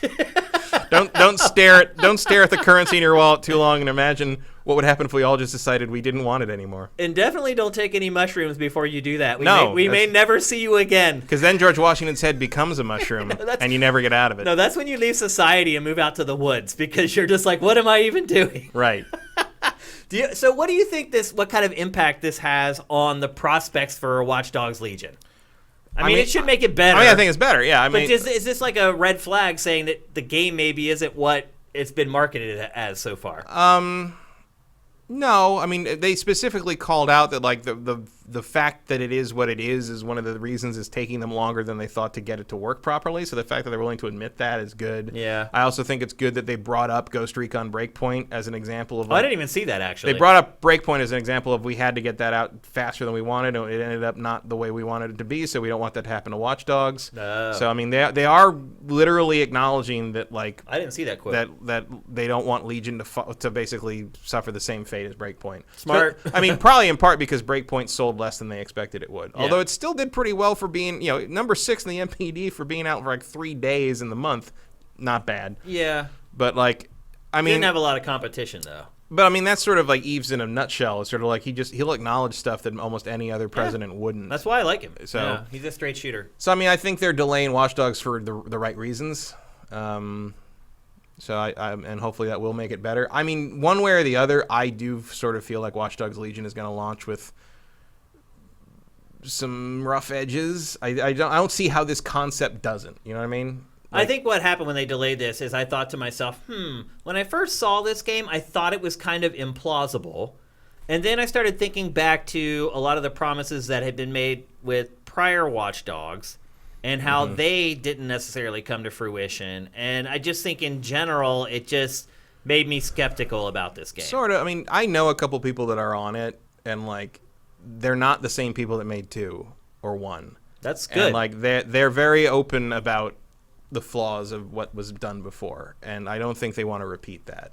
So I have faith in the people making this game, specifically the teams that are making this game, because I think their heart's in the right place. The question is corporate going to give them enough time to realize that?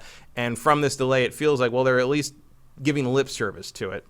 And it's a very ambitious game. But also the other thing, remember, is, and I called this when it happened, Breakpoint's initial trailers were very misleading. Yeah. I mean, I didn't fall for it because I know what they were doing, but like, the same could be true of Legion. Like, we don't, there's Ubisoft has no problem creating a pleasant fiction about what their game is like in its early marketing for them, and we could be seeing this again. And I think it gets away with it because generally, not always, but generally, the game ends up being good. Yeah. And it's like, you know what? It's not what they said it was going to be, but you still enjoyed it. But I still like it. Yeah, and so it gives them a pass. But I think with Breakpoint, it was a little different because the game itself didn't end up being. It's like they promised you a hot fudge sundae, but you didn't get but you still got ice cream. Yeah, it's like they didn't put the nuts on the top like they said they were going to. But you wouldn't want that. Right, I wouldn't. Definitely not. But it's the same question. It's like, yeah, like you didn't get the treat you wanted, but you still got a treat. I still liked it. All right. Yeah, like I wouldn't be surprised if they dial back some of the NPC stuff, so it's not just like every NPC is someone that you can take under your wing and then track. Or like they would be, I mean, you could do that. It just wouldn't be very interesting after a while. Like everybody would kind of have a standard. You get a standard set of stats and personality stuff, and you'd have generic ones, but you'd also have ones that like you could actually follow around and watch them do their thing. And I'm sure you could do that in general, but the thing would end up being that like there would be specific characters. Yeah, that's my doorbell. Like, there's no way to make that quiet. I literally have it turned to silent in the preferences for the app and the preferences on the phone, and it still makes noise. I don't know what that is. But I feel like you'd still end up with sort of the power gaming thing where everybody would just be like, well, if you want an old woman who's a sniper who has good tech skills, go to this part of Piccadilly Circus and you'll find her with the pink hair and the corn. Like, that's who you. So like there would be a best NPC for each job. You know what I mean? Like I feel like people would narrow it down. So like you could be any NPC in the game, but there would really be like 100 that were worth using. Right. You know what I mean? Yeah. Find a compromise some way. Yeah. I mean, I think that's what it's going to be anyway. That's what I'm saying. I think that's what we're going to get. Dial it back a little bit. Yeah. And then 2 more games Ubisoft delayed on the same day. Next up is Rainbow Six Quarantine, which I didn't even really realize it had a release date in the first place because I didn't know that. I mean, all they've shown is this trailer here. It's like 40 seconds long. Like they did like a little developer doc on stage at E3, but otherwise, like they haven't shown much of the game. I don't think expectations for it were all that high yet anyway. I don't think it's like a huge loss, I guess is what I'm getting at. I mean, it's also better to make sure this thing is good when it comes out because it's got a lot to prove. It's different from the other Rainbow Six games, drastically different. Yeah. So remember, if it doesn't come out and do something worthwhile, You'll never see them mess with the Rainbow Six formula again. Exactly. Yeah, it's hard to miss something that you weren't excited for in the first place. And it's not that I'm like down on this. We just haven't seen enough of it to even know. Because it's like a competitive like zombie shooter, which is just so out of character for that franchise. But at least you'd be spreading its wings. And then the last delay was Gods and Monsters, which is Ubisoft's Breath of the Wild looking game. Now, I will say this. When that was shown at E3 and they announced immediately that it was coming the first quarter of 2020, I said, no effing way. Like, because we had never seen it. It was like January, wasn't it? It was like late January. I was like, I knew right away that it wasn't going to come in the first quarter of 2020. They're still saying it's coming next year sometime. I don't even know if I believe that, to be honest with you. I can believe that. So you have not shown a lick of gameplay yet. Yeah, I mean, it's a long year. It is. And I also saw, by the way, we were wondering, about some of Ubisoft's other projects. And, I saw that Michel Ancel is doing another stream. So that game is still coming. Yeah.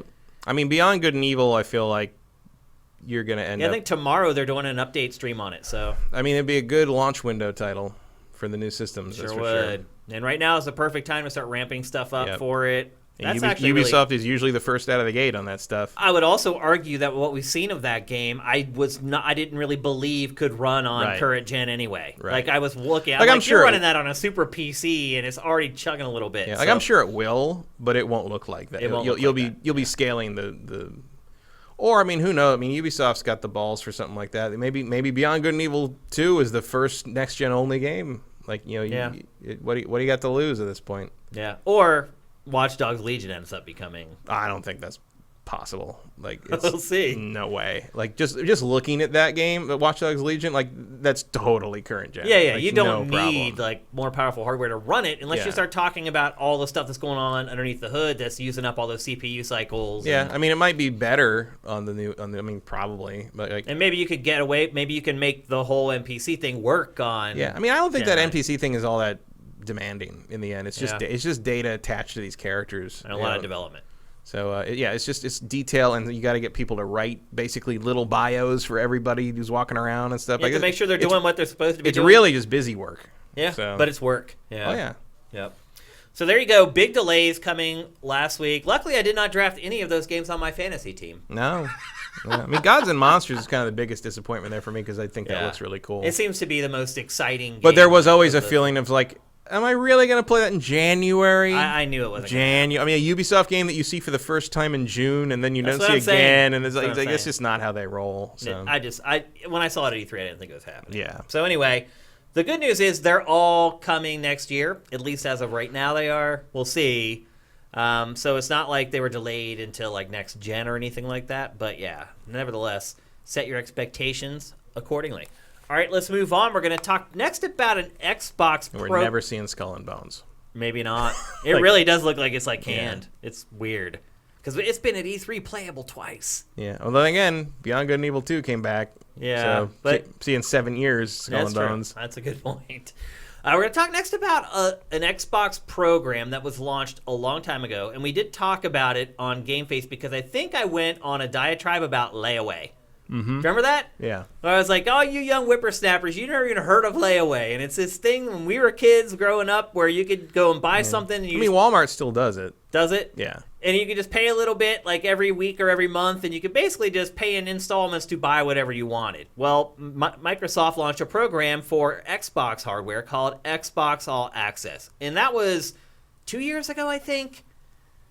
And since then, it is just kind of disappeared. I mean, I'm sure it's there. Maybe it's been there all along, but people didn't really talk about it. I see it pop up once in a while. I didn't really know what it was. Yep. Well, Microsoft just reminded everybody of the program because it is announced that in the US, the UK, and Australia, you will now be able to use Xbox All Access to upgrade to Scarlett.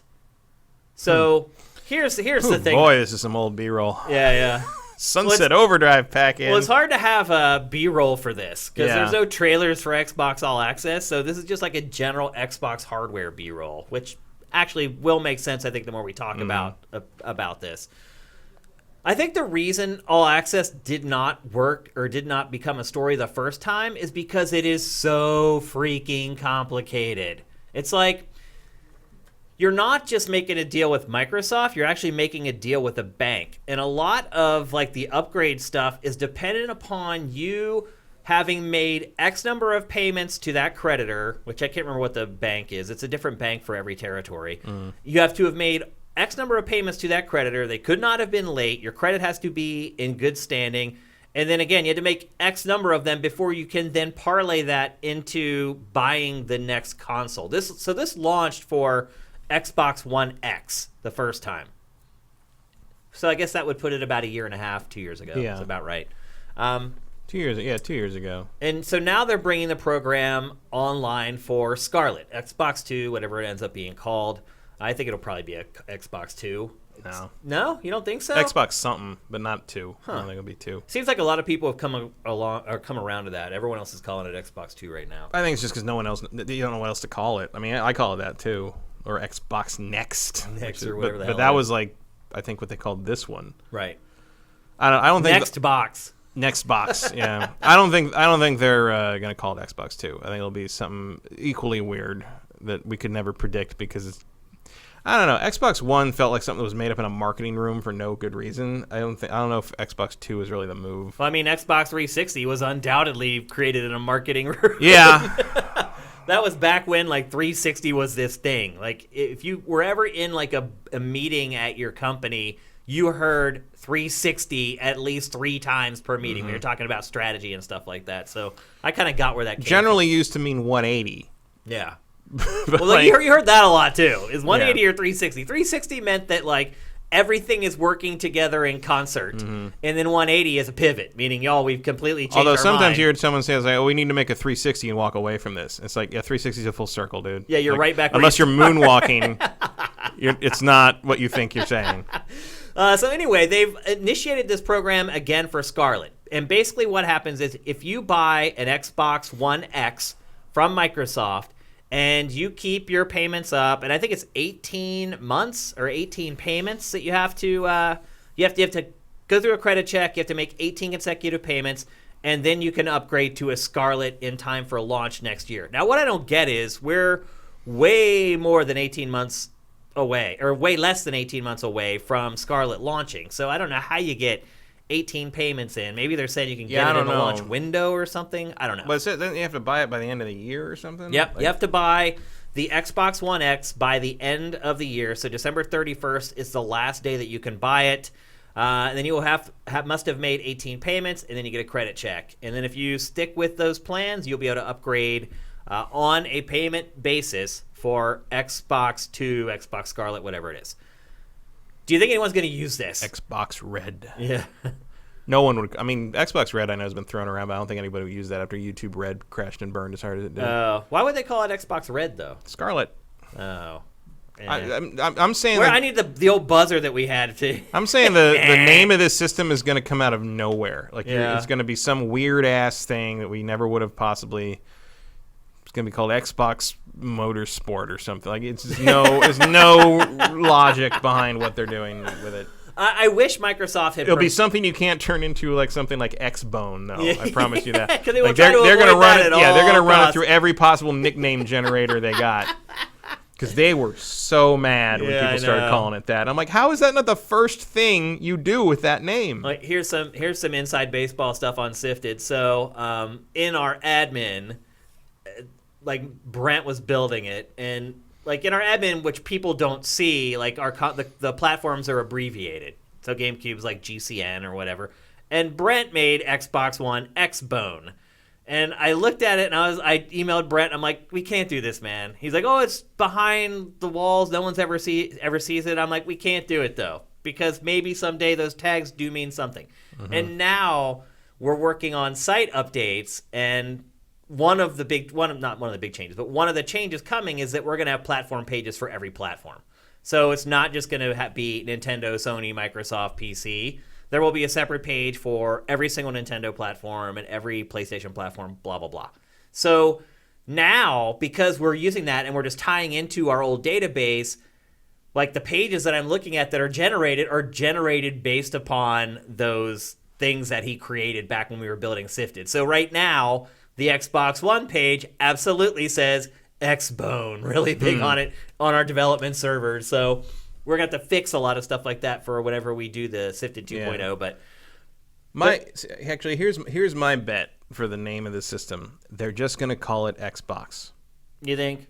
I mean, it makes sense because it's probably going to be the last one. I don't believe that. I don't think this is the last console generation by a long shot. But I do think Microsoft is going to go the opposite. I mean, I think there'll be a PS6 and a PS7 and all that. But I think Microsoft's going to go the other way. Start drawing less of a line between generations, and you will just buy a more powerful Xbox, and like an iPhone. Just keep calling it Xbox. Yeah, just call it Xbox. I mean, iPhones do have numbers. Maybe you'll put letters after them, like the Xbox One S or like Xbox One X, like like you get away with that. Hell, call it the Xbox A. You got 25 more upgrades to go. None of that crap matters. No. People get all bent out of shape about it. If you can name a console the Wii and have it become Dreamcast. A smash hit, yeah, it doesn't matter. The name makes no difference whatsoever. So or Dreamcast. Yeah. I mean, Xbox was a dumb name too. When it you think is. about it. It still is dumb. It was literally just the DirectX development kit. That's it. Like that's they call it Xbox. They just never came up with enough. X-Play was a terrible name too. It was an abbreviation of extended play that we used to like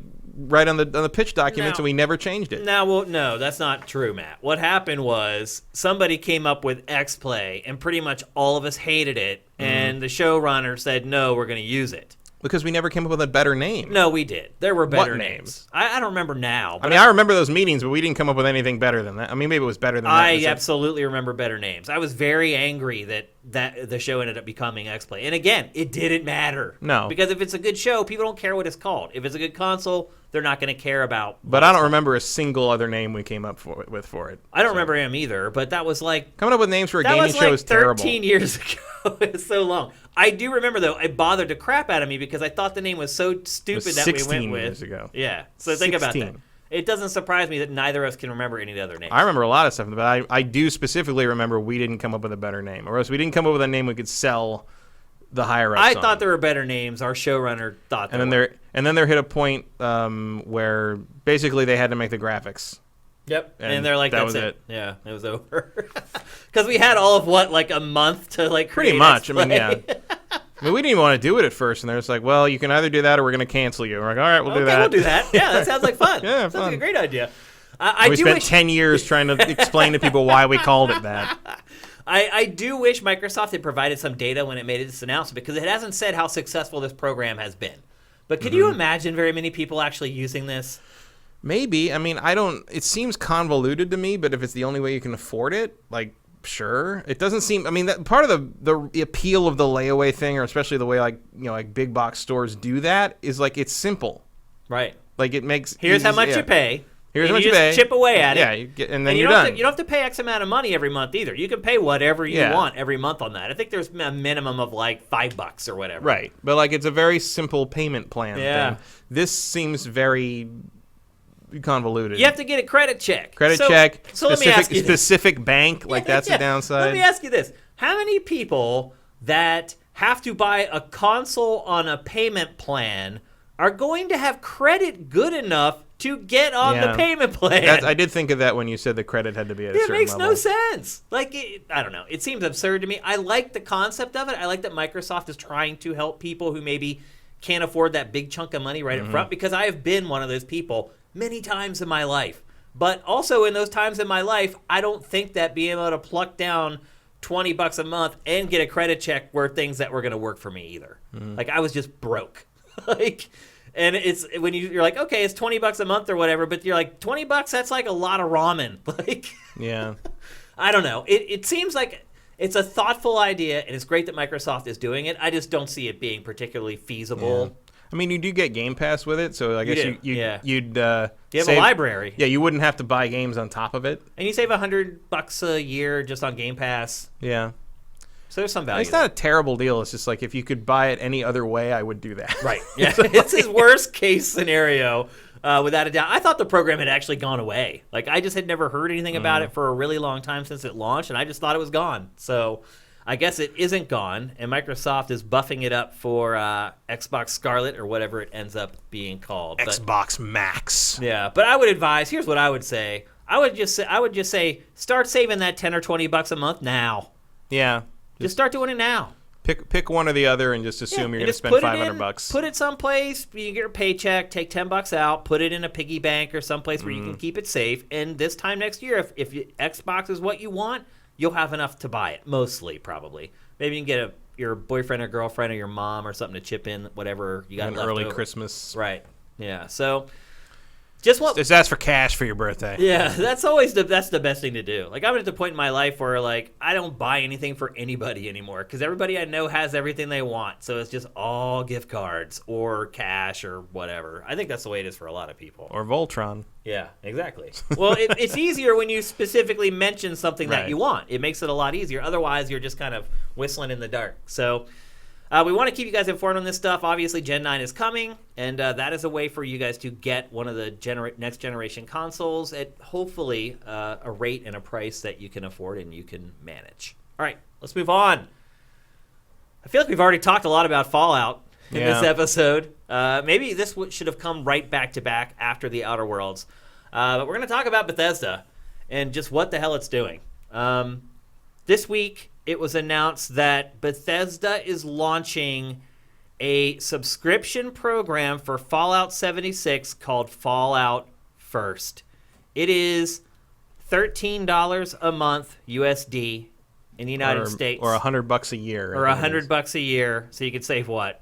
$30, I guess? Yeah. A little more by paying the whole chunk. What you get for your $13 a month is private servers, infinite storage, a big chunk of in-game currency every month. I did not do the math to figure out if you're getting your money's worth in in-game currency every month. I think it's like 1,600 something. I think that's like $20 worth of atoms. Oh, so you're getting actually more in-game currency than what you're paying. Maybe, yeah. Okay. Maybe it's not. Maybe it's more like 15. I don't know. Okay. You get. I've never played Fallout 76, so I don't actually know. Yeah, I jumped. You didn't get me. It got me, but they sent it to me, but I played it. I tried to play it. So you get in-game currency, you get mod support, and here's the craziest thing: you get the ability to play the game by yourself.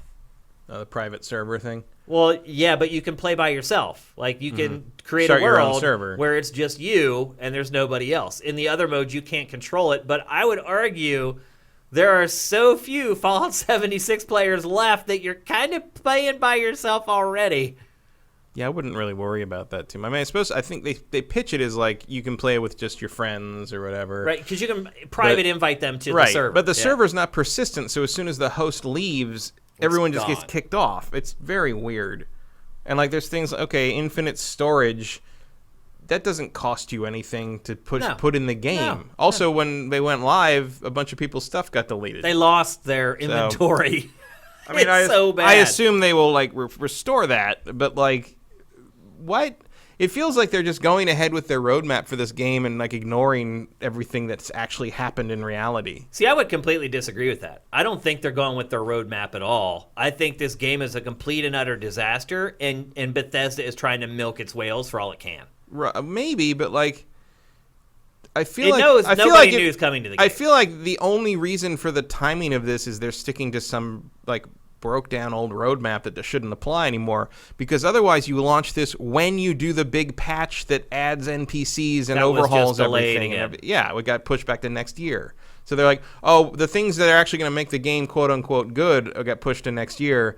But if you want to just give us money for nothing right now, here you go. It's very strange. Like, I really think Bethesda it's an experiment. I think Bethesda is trying to push the limits of how much it can squeeze its biggest fans for. And somewhat. I think it's by use necessity. That information to develop future games. Maybe. I think also they just need a revenue stream because, as I've said before, Starfield is a long way away. Oh, I mean, people. They need income. I mean, the next Elder Scrolls is even further than that. The next Elder Scrolls is middle next decade. I mean, are you starting to get scared that we might be talking about GTA 7 by the time Elder Scrolls 6 is rolling around? I mean, are you starting to get scared that this is a company that's making the next Elder Scrolls?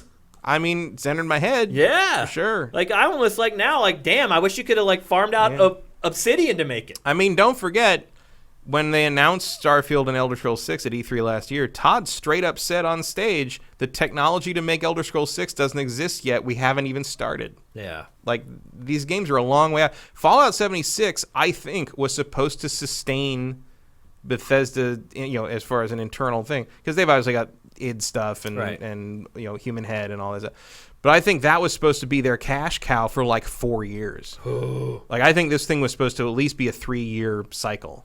And at this point, there's a point at which you really... that's why I think they announced Starfield and Elder Scrolls 6 so early there, is I think they knew what Fallout 76 was going to end up being by the time E3 rolled around. And like, we got to give people something to look forward to. So now we're going to be looking forward to Starfield for another 3 years or something. Like, it's a mess. It is a mess. What has happened over like there? I worry about Bethesda's existence. I know. If this keeps going on. I know. Like well, first of all, that's not going to happen. This game is not going to sustain Bethesda Game Studios for the next 3 or 4 years. It's just not. No. Like Doom Eternal better hit big and hard. And I would also argue that if you're a big Elder Scrolls fan or you're really hyped about Starfield, like even if you are loving Fallout 76, do not buy this pass. Because you're just going to send a message to Bethesda that I'm okay with this, and this is what I want in future games from you guys. And they will absolutely implement it. So there's nothing in the package that makes it feel like a value at all. And the crazy part is, it's going free to play. Yeah. It hasn't happened yet. I don't know why. But you announce the game is going to go free to play, and then later you announce a subscription. Or even alongside going free to play. Like there's a time to announce this, and it's not when it's not. I mean, obviously you get access to the game just by subscribing. It's essentially free to play. Yeah. In the sense that if you make the subscription, you can play without buying the $60 game on top of that.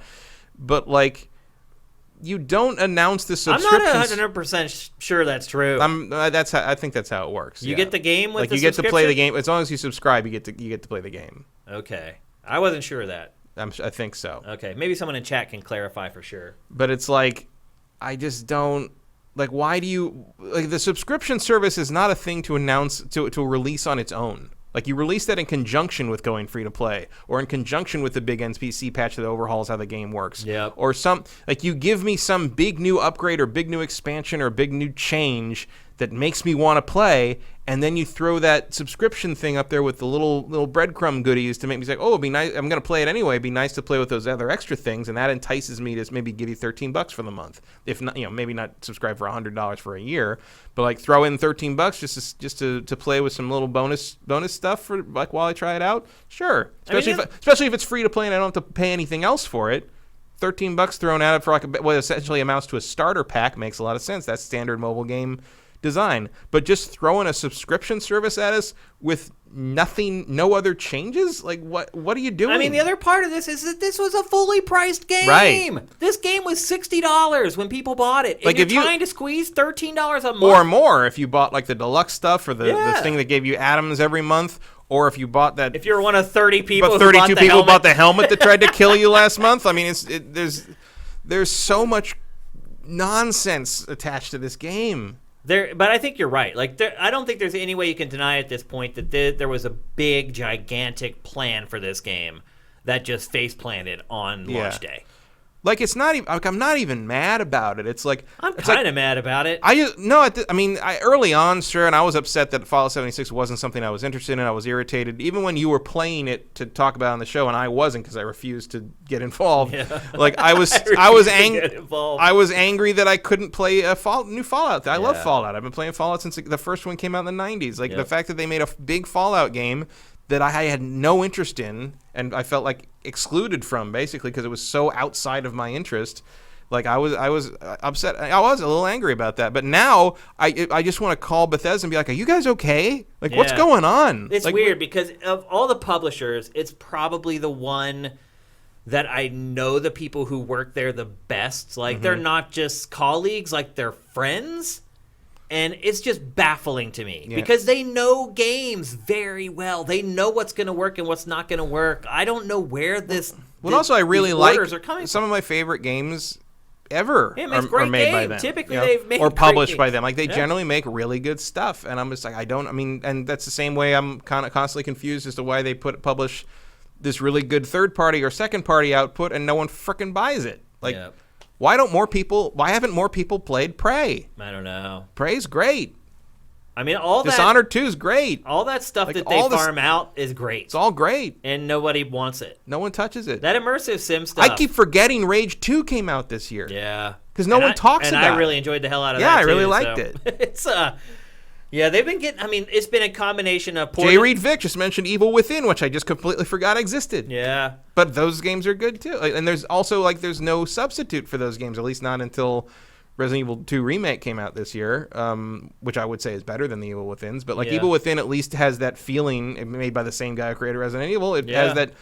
You feel like you're playing a survival horror game that was made the year it came out. You know what I mean? Yeah, for sure. And it's like, warts and all, it's at least something that's admirable. And I just don't understand how something like Fallout 76 happens from this company that puts out...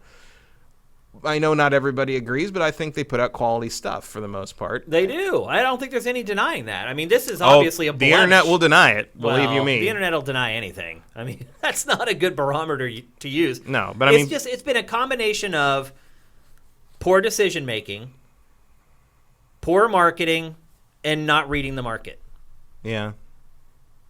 That's really what it is. Because, look, you're right. Almost all those games, Prey, Dishonored, Rage, they're great games, but one, they made a poor decision to greenlight them in the first place. Two, they ultimately marketed them poorly, and that's a lethal combination when you're talking about games that sell or don't sell. And you're right, like they've had how many stinkers in a row now? A lot. I mean, it's really starting to get to the point where, like, you know, if you had said like, Bethesda, even the new Wolfenstein didn't sold under expectations, way under, yeah. So it's just been one bomb after another, and you wonder because they're not publicly held, it makes you a little more nervous about it. Like, they don't have, like, those cash reserves that a lot of other companies have that can kind of weather the tough times. And I don't know. I mean, at least they don't have to answer to shareholders. It's true. But, like, you wonder, you know, that also means maybe because... they should be. Well, because they're private, we also don't know anything about their finances or how all that works. Right. And maybe that's part of the problem is that they're not answering to shareholders, and they're just making their own decisions instead of kind of listening to fans and people who have stakes in their company. Well, I don't know. Shareholder-run companies don't listen to the fans either. I mean, that's not going to change pretty that. Accurate, yeah. Because mostly fans can't afford to be high-stakes shareholders. Yeah. But the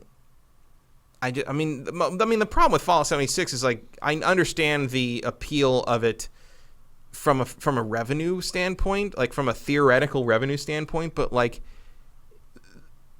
the groundskeeper for Bethesda's office could have sat in that pitch meeting and said this was not a good idea. Yeah. Like, this is not what people want from this property.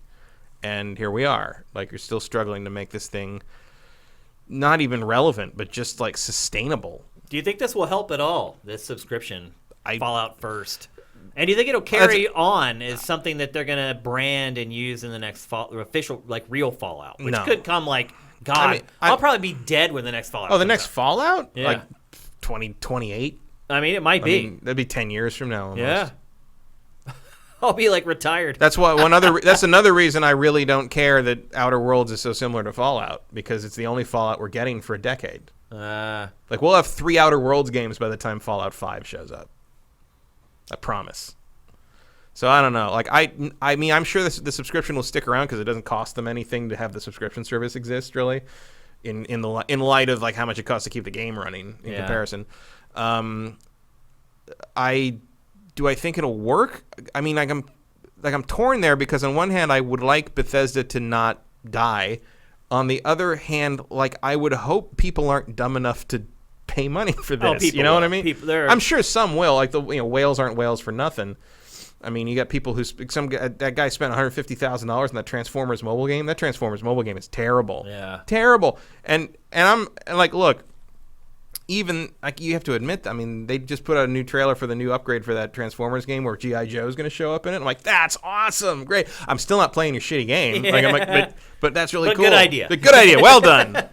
You almost got me, except I played it before and it sucks. Yeah. So it's like I don't know why that any of the stuff they're offering for the subscription would make this game any better to someone who's already played it. Like there's not I mean, I haven't played it, but certainly looking at what you get in that subscription thing doesn't make me think like, oh, that's what I was waiting for to jump in on this. Like, no, like I don't guess I don't get it. What I'm working at in my mind is it a net positive, the money that they'll generate with that, because they will generate some. There will be some. And nobody's buying the game anymore. Let's just be honest. No one's going to pay $60 for this game now. So as far as people paying for the game is concerned, that's kind of off the table. Yeah, that window's pretty much closed. It's done. Yeah, it was a year ago. It's done. So this is a way to actually generate revenue off of that same code, but then you wonder the cachet that you're burning with fans just over enacting this, if it hurts you more in the long run. Like, I don't know what the answer to that is. I don't know. I mean, assuming like they're still going to continue to rely on the mainstream audience to make their games the hits they are, in the sense of like Starfield or Elder Scrolls, it probably wouldn't hurt their reputation much, because most people that, the 10 million to 15 million people that buy, like, say, Skyrim don't even know that's a thing. Yeah. But like, it does generate a lot of negative press. And we're talking about it right now. Even if it's a niche core thing, like it, word of mouth, can matter on this kind of thing. And I don't know if it's going to end up being worth it. Like, I feel like we're going to have to see another course correction in like 6 months, just to try to mitigate the. That's when the new patch will finally launch. Probably. I mean, yeah. I mean, like, would it shock you if that big patch happens at like E3? Not at all. Of course, no. I mean, that actually makes sense. Yeah. I think we'll see a preview of it at the Game Awards. Yeah. But I don't know if we'd see the patch before June. Probably not. I mean, what they're talking about is a massive overhaul of this thing. And it needs it. And God knows what bugs are going to be introduced when you do that. Yeah. Did anybody in the chat ever look and see if the game's free if you subscribe? No. I mean, I don't see anything. Lots of comments about Bethesda, though. But you can see, even in the comments on chat, people love Bethesda. They're passionate about it. I don't know. It's hard to see it going away, because it does have so many fans that are just so hardcore into it. Also, drop this engine already. Yeah. Like, it's so ugly. It was funny watching the trailer and then watching the actual in-game footage here, because it is like night and day. It's like you watch the trailer, you're like, oh, that game's kind of pretty. And then you start watching this B-roll of me actually playing the game, and you're like, dang. Yeah, that trailer where they're showing off like the foliage, the West Virginia countryside, and stuff, it's like, nah, game doesn't look like that, No, folks. It definitely does not. So anyway, that's the latest update on Bethesda. I think ultimately, if I had to decide, I think it was a bad idea, because and I also feel like I think the limited revenue it's going to generate is not worth even taking the risk of pissing off your hardcore fans. Well, also I feel like it would have worked maybe a little better if you then had Doom Eternal to take the sting out of it. Yeah, and then you at delay the end of that next month, and then we lost that. So the only real Bethesda news or anything we're getting for Q4 is, hey, give us more money for bullshit. Pretty much. Yep. So there you go. It's going to be a long time till we see something from Bethesda people are going to get excited about. Yeah. It's sad. Yeah, just go play the Outer Worlds, I guess. Yeah, that's a good point. All right, let's move on. Obsidian's ready to move in. Yeah. I'm excited to see what Obsidian does with Microsoft, with all those resources and everything. It could become one of the premier developers in the industry, I believe. We'll see. Next up, we're going to talk about Death Stranding again, coming out now in about 10 days. Matt, when you walked into the studio, you were telling me that you've been listening to podcasts, and everyone's under embargo for this game, and they're technically... But you can feel them struggling against it, and like a couple people felt like they were not... It felt like they wanted to warn me, basically. Yeah, so the game comes out in 8 days, and everyone's under embargo for reviews and impressions. But Matt has been watching some podcasts lately where... the editors have had, and I've been in this position before too, where the editors have had problems not sharing their opinion. And usually, speaking from experience, that's because the game is really bad. And you want to warn people off of it. Yeah, if you're enjoying something, you just sit there smugly and don't do anything. When Death Stranding's embargo is mentioned, I've heard multiple people go, ugh. Like just they can't wait to talk about it. This thing's going to be tens and ones, I'm telling you. So here's a pro tip for you people. If I'm ever talking to you about a game and I say it's under embargo and I can't tell you what I think of it, if I'm sitting here smiling like a butcher's dog, it generally means the game is boss and you probably should start plucking your pennies into your piggy bank to buy it.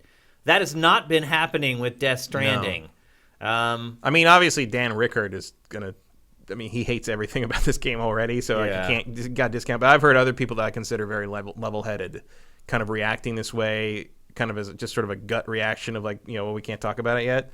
So like, yeah. I mean, the embargo is November 1st, so it's not like we're not going to know before. I mean, that's a week before the game comes out, so it's not like we're not going to know. Yeah, reviews will be out like Friday, I guess. Yeah. So it's not like you're going to have to like make your decision within like an hour between the embargo going up and the game coming out. But I am very I didn't even really want it.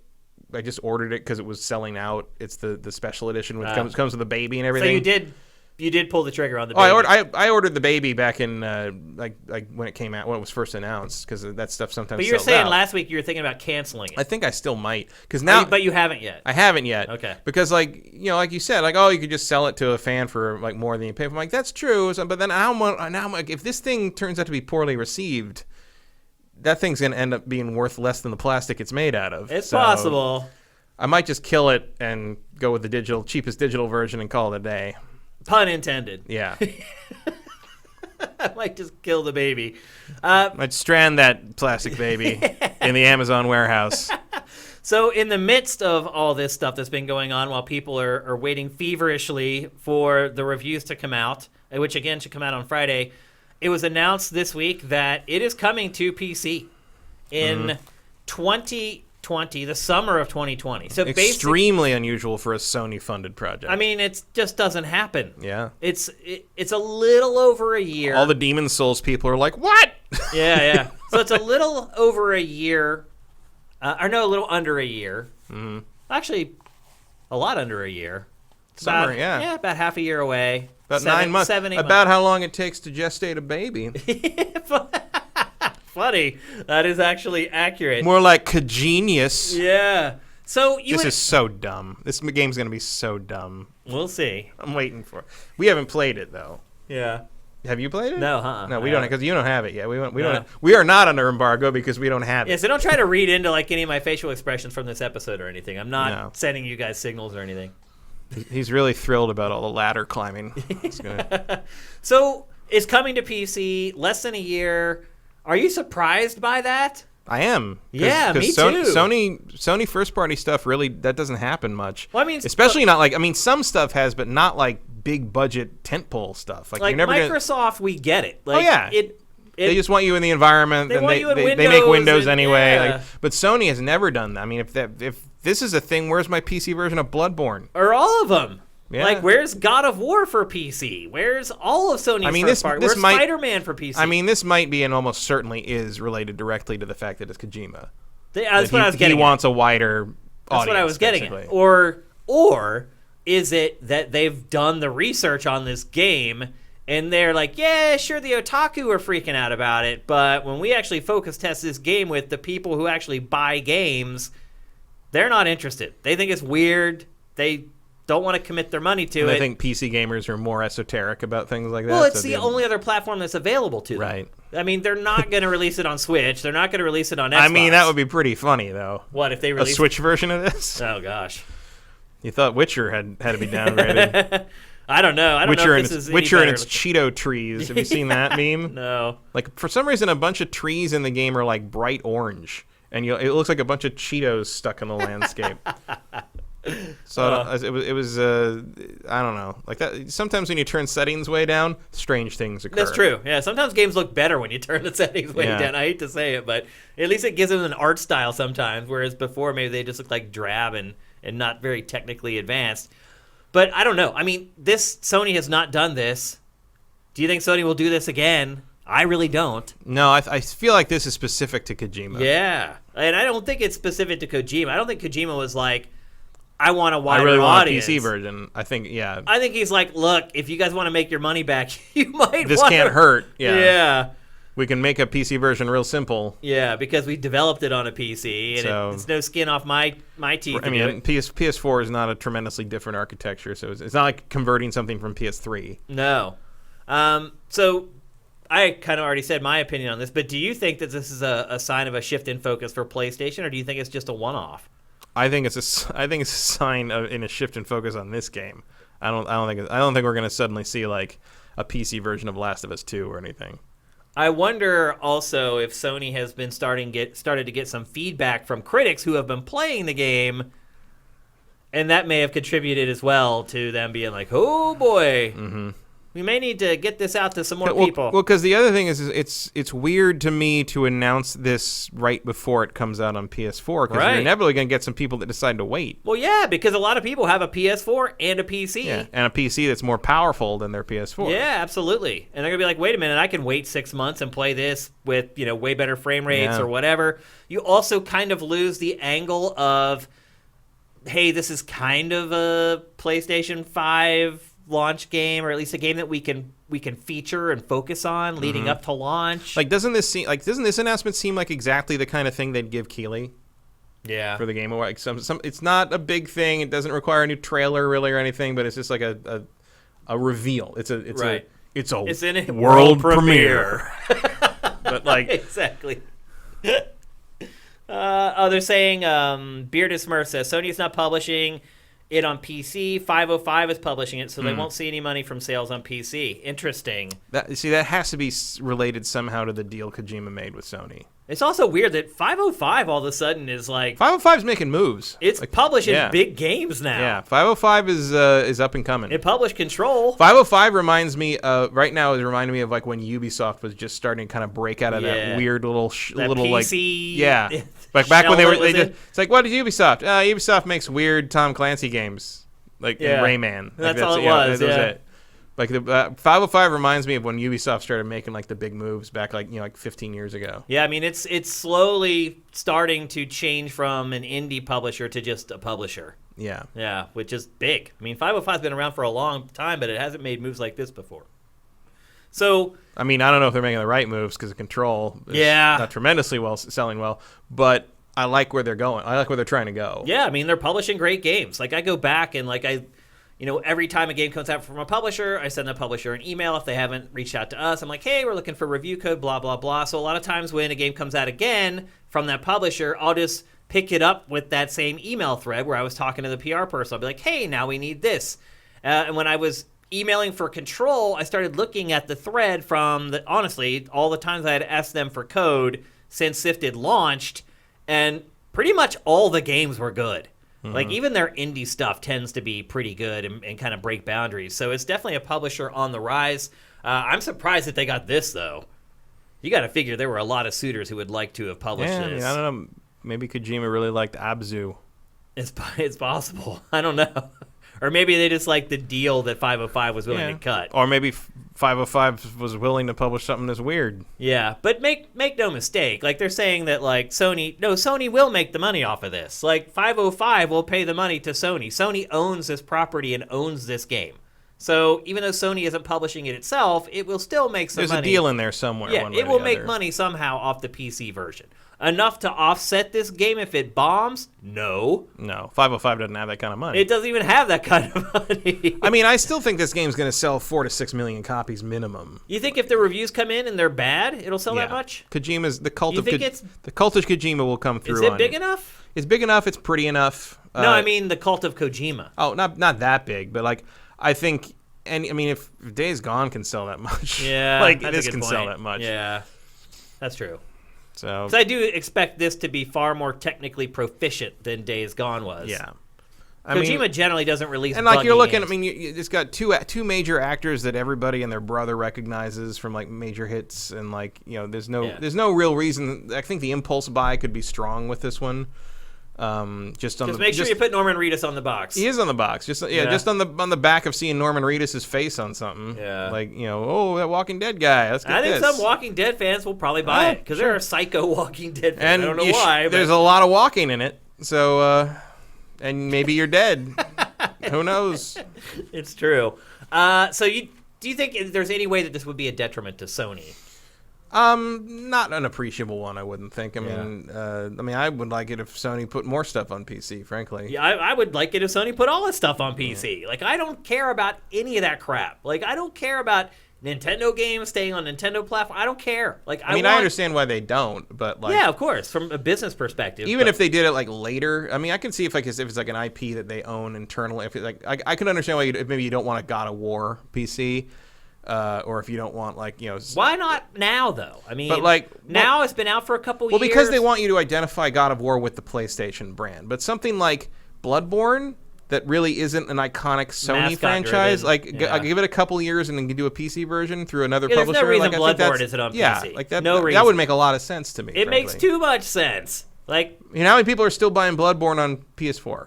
Probably That's not very many. Pretty much done, it's right? It's done, yeah. So put a PC version out. Yeah. Especially when that makes sense for that kind of prop. I mean, almost everyone who likes Dark Souls would buy a PC version of Bloodborne, even if they already own it on PS4. Oh yeah, absolutely. Like that crowd would totally you just dump revenue on you. And nobody knows what the lead character of Bloodborne looks like. We do, but the average Joe doesn't. You're not hurting your first party brands by putting that on PC. Right. Like, you're never going to, like, want to seriously associate Bloodborne as a PlayStation-only franchise moving forward with, like, future stuff, like, especially considering they didn't even want to fund a sequel. Right. So, but, so I understand, like, you don't want to do, like, a PC version of Uncharted or God of War or something like that. Those but, iconic games. But those, like, hell, a PC version of Days Gone wouldn't necessarily be a bad idea just to, like, get more people, more eyes on it. Yeah. No, that guy's never going to be a mascot for PlayStation. No, I don't. Probably not. So they if they make another PlayStation All Stars like Smash Brothers thing, he will probably be in it. Well, because he has to be against his will. Yeah, because he has to fill out the roster beat with people something. to death with a freaking gas can. Because that's the only thing I remember about the game. With that awkward animation too. Make sure they get it like frame for frame into the fighting game. And then he'll do that weird. Okay, we'll do that. All right. It's like every time. Like that was the delivery. I mean, I know like he's supposed to be sort of crazy, but like I got tired of the delivery after like hour 30. Yep. Wow, you made it that far before you got tired. I got pretty far into that game, and I after played a while, it a lot too, but I got tired of him way before then. I tired of him, but look, as once Boozer was no longer a focal point, I was much happier. But they're just at a point where I would finish a mission and I get back and I turn in the mission and I go back and I get whatever the next thing I had to do was. But I just would look at the bike and I'm just like, I'm going to get on that. And I'm going to have to go like on 1.5 kilometers. I'm going to have to stop at least once and refill the frickin' gas tank because everything gets like 5 feet to the gallon here. Yeah. And I've done that so many times. I don't want to do that again. Tired of it. Like if I could just ride straight to where I needed to go and get to the next bit of story, I probably would. But like the fact that I knew it was going to turn into a thing where I had to stop, get the gas tank. You don't get attacked. Hope I don't get attacked by a bunch of dudes and some zombies, and that turns into like a 10-minute thing, and then I end up like having to throw the can to run away. Yeah. And it just got tired of it. It was just too much rigmarole. So anyway, Death Stranding coming to PC summer 2020. I think both of us agree that it shouldn't impact anything on the PlayStation side. Not huge. Yeah. I mean, it's different audiences for the most part, and at most, like you're probably going to get double dippers from the Kojima faithful. And there's a lot of people out there. Assuming everyone doesn't hate it. I mean, I think there's a lot of people out there that are like, shoo, now I don't have to buy a PlayStation console. I can play it on my PC. That's true too. Because I think a lot of people Kojima don't necessarily want to play this on day one. I think a lot of people will be okay just checking it out like whenever. Mm-hmm. Well, I mean, I think if you care about it, I think you do because you don't want spoilers. I assume the batshit. The spoilers in this are going to be insane. The batshit weirdness that we'll have to be inherent. careful when we talk about it on the show for sure. Yeah. I'm just hoping I can stomach playing it long enough to have spoilers to not talk about, because like I really can't emphasize how much I am not looking forward to this game. Yeah. But I don't know, it might surprise me. Like I like weird, esoteric, crazy bullshit. So like, it's right up your alley. Maybe it's my kind of boring, like No Man's Sky was. That's true. That's a good point. Yeah. Well, you're gonna give it a go though, right? Oh yeah. Yeah. You have to. It's gonna be one of those seminal games of the generation that, one way or another, people are gonna be talking about for a while. It's gonna be like the only thing worth talking about in Q4, really. But like, because it's one way or the other, whichever it is. But yeah. Seminal game of the generation, I don't know about that, but I think it's going to be in discussion for a long time, either for better or for worse. I think it's going to be talked about for a month, and then people will forget about it. Interesting. Unless it's something very different. If that were the case, they would be Kojima's worst game, because that's never happened with a Kojima game. I still talk about Boktai. Yeah. I mean, if you think about it, Boktai is just sort of a weird concept, right? Though. But his games always have that stuff that makes you talk about them for a long time afterwards. Well, yeah, but the only thing we talk about is the fact that you could hold it into the sunlight, and the fact that you sat in that stupid press event where they did the whole Boktai. Tayo! Yeah, Tayo! Yeah, like that was the whole thing. I mean, I remember that. I couldn't tell you a goddamn thing about the actual game. I don't remember the game at all. GX Gear is saying Konami was right. I mean, I don't know if Konami was right, but Konami had a point. Yeah, it's making more money than it ever has. The man spent a lot of time and money on shit that did not sell well enough to justify that time and money. He also just recently did an interview where he looked back on his time at Konami and did not rail them. He was basically like, yeah, I get it. Without them. No, he said, like, without them, I wouldn't be where I am now. They employed me for 20 years, gave me a chance to make a crazy game, and, like, he was basically gushing. Maybe he's trying to go back. Maybe he doesn't like being on his own. I don't know. He had a blank check from Sony. That's hard to hate. Yeah, but like some people, it's really nice to have that infrastructure behind you and not have to worry about the business part of things. And we don't know what's going on behind the scenes either. I mean, Sony could have already been coming to him being like, bro, this project's flying off the rails. Like, it's not tracking well. Like, there are no pre-orders. I mean, I give Sony credit for, he got that game out in a reasonable amount of time. Yeah. Somehow when he didn't have a crazy overlord over him, he got the game done in an understandable amount of time. Yeah. Which is like a first. For him, anyway. Well, also, I feel like you don't talk back to Sony on something. It's like, we'll give you all this money to do this, but we need it by this. Yeah. And we are not, Konami. We are not relying on you to be our one source of like high-profile game. Yeah, we don't need you. Yeah. You need us. Right. That's really what it is. That's a big difference. I mean, I feel like when even Konami eventually came to the decision of, you know what, we don't need you anymore. I feel like when the deal was struck, Sony must have made it very clear who was in charge. Yeah, this isn't happening the same way it did over there. Like, yeah, we'll play this as a prestige product in like the marketing and the press, but like we need results. Yeah, Sony needs results. We'll see. It won't be long. Just a few days, you'll start seeing the first reviews trickling in. All right, let's move on. We're going to talk next about something we mentioned offhand last week when we were just talking about Blizzard and BlizzCon coming up. We said, hey, maybe we get to see Overwatch 2 at BlizzCon this week. Mm-hmm. And then yesterday, ESPN reported that, in fact, it has sources that are confirming that Overwatch 2 will be shown on Friday. Not only did it say that it's going to be shown on Friday, it had a plethora of details on the sequel. Some, I believe, more than others. Here's the Crib Notes version. New logo, duh. New game modes, new maps, new heroes, and PvE features. There will be a 4-player story experience set in Rio de Janeiro, and there will be a first new mode announced in like forever called Push, and that's set on a new map in Toronto, and there will be one brand new hero unveiled, and that to me was the red flag. How do you announce a sequel to Overwatch and only have one new character to show? I think that you can do it as a slow drip because clearly it's not coming out next week or anything. Yeah, but because that's kind of the bread and butter of Overwatch is the slow info drip of characters and was this coming out? We're gonna do some ARG stuff and blah blah blah blah. But I think it might. We call it Overwatch 2. I think it might just be an add-on. Like it might just. That's be what I'm thinking too. Like an upgrade. It sounds like it's a download. Yeah, but it has a new logo and. Well, you can do that. I mean, just now you have Overwatch 2. Yeah. Maybe Overwatch 2 become a multiplayer changes, all that, and the mode gets added, and the screen, your title screen changes, but you don't pay anything extra. But if you want that 4-player co-op mode, if you want the new hero, if you want that kind of thing, you gotta pay for the Overwatch 2 upgrade or whatever. And do you think that we don't even know if it's gonna be called Overwatch 2? It might not be called Overwatch 2. It might be Overwatch : subtitle or something. No, it is Overwatch 2. Is it they saying it's Overwatch 2? ESPN has the logo, and it's the Overwatch logo with a little tab on the side with a 2 in it. So Half-Life 2, basically. Yeah, basically ESPN got a marketing document somehow, all right. And so it had all this stuff on it that kind of spilled the beans. Well, I could definitely see it being because you don't want to alienate your existing users. So like I could see them sort of making it just sort of an update that you get, sort of the way StarCraft 2 developed. No, I think you're 1,000% right, Matt, because I'm looking at this information and I'm like, how the hell is that a sequel? Right. Like, really? One new mode? Like PvE? A 4-player that's not a sequel. That's an expansion pack. Mm-hmm. And so I I agree with you 1,000%. Like, I don't think that this is really like what we typically look at as a video game sequel.